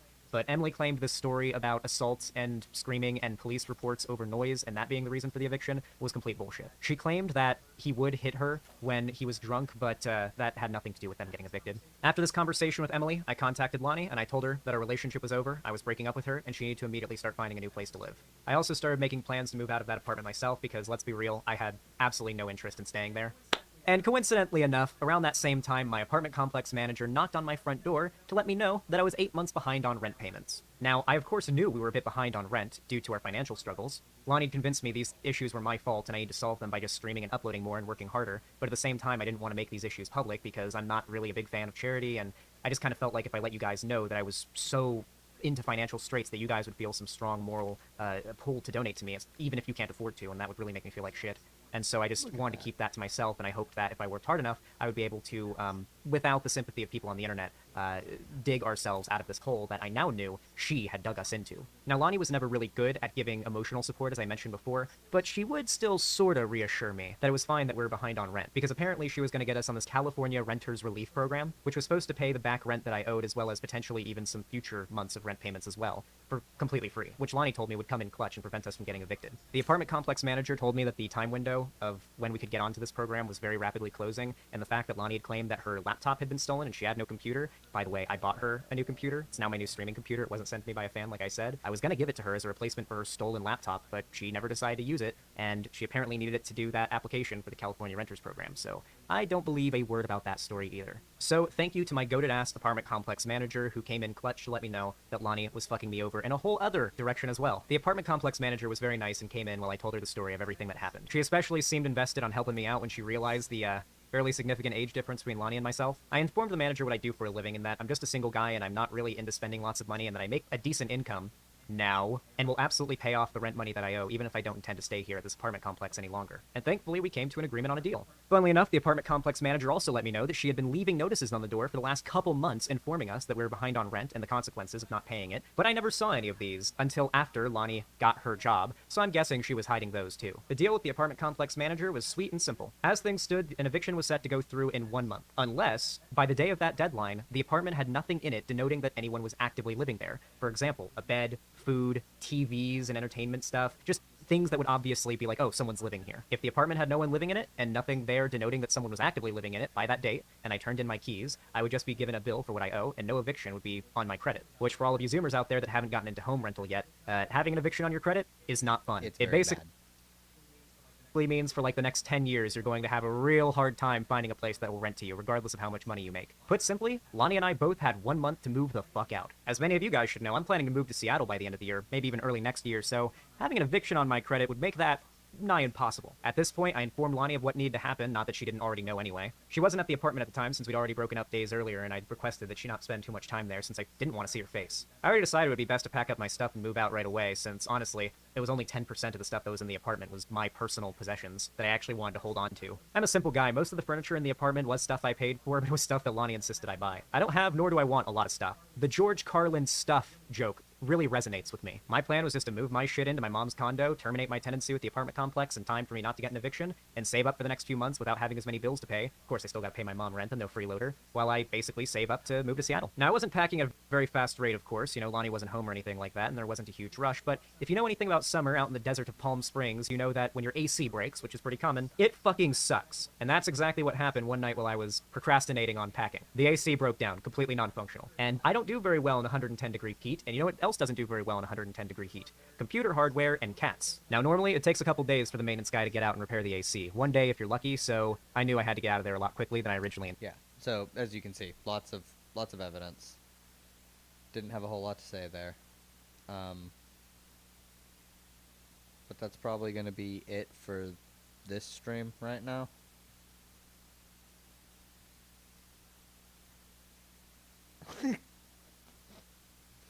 Yeah, so that's probably going to be it for now.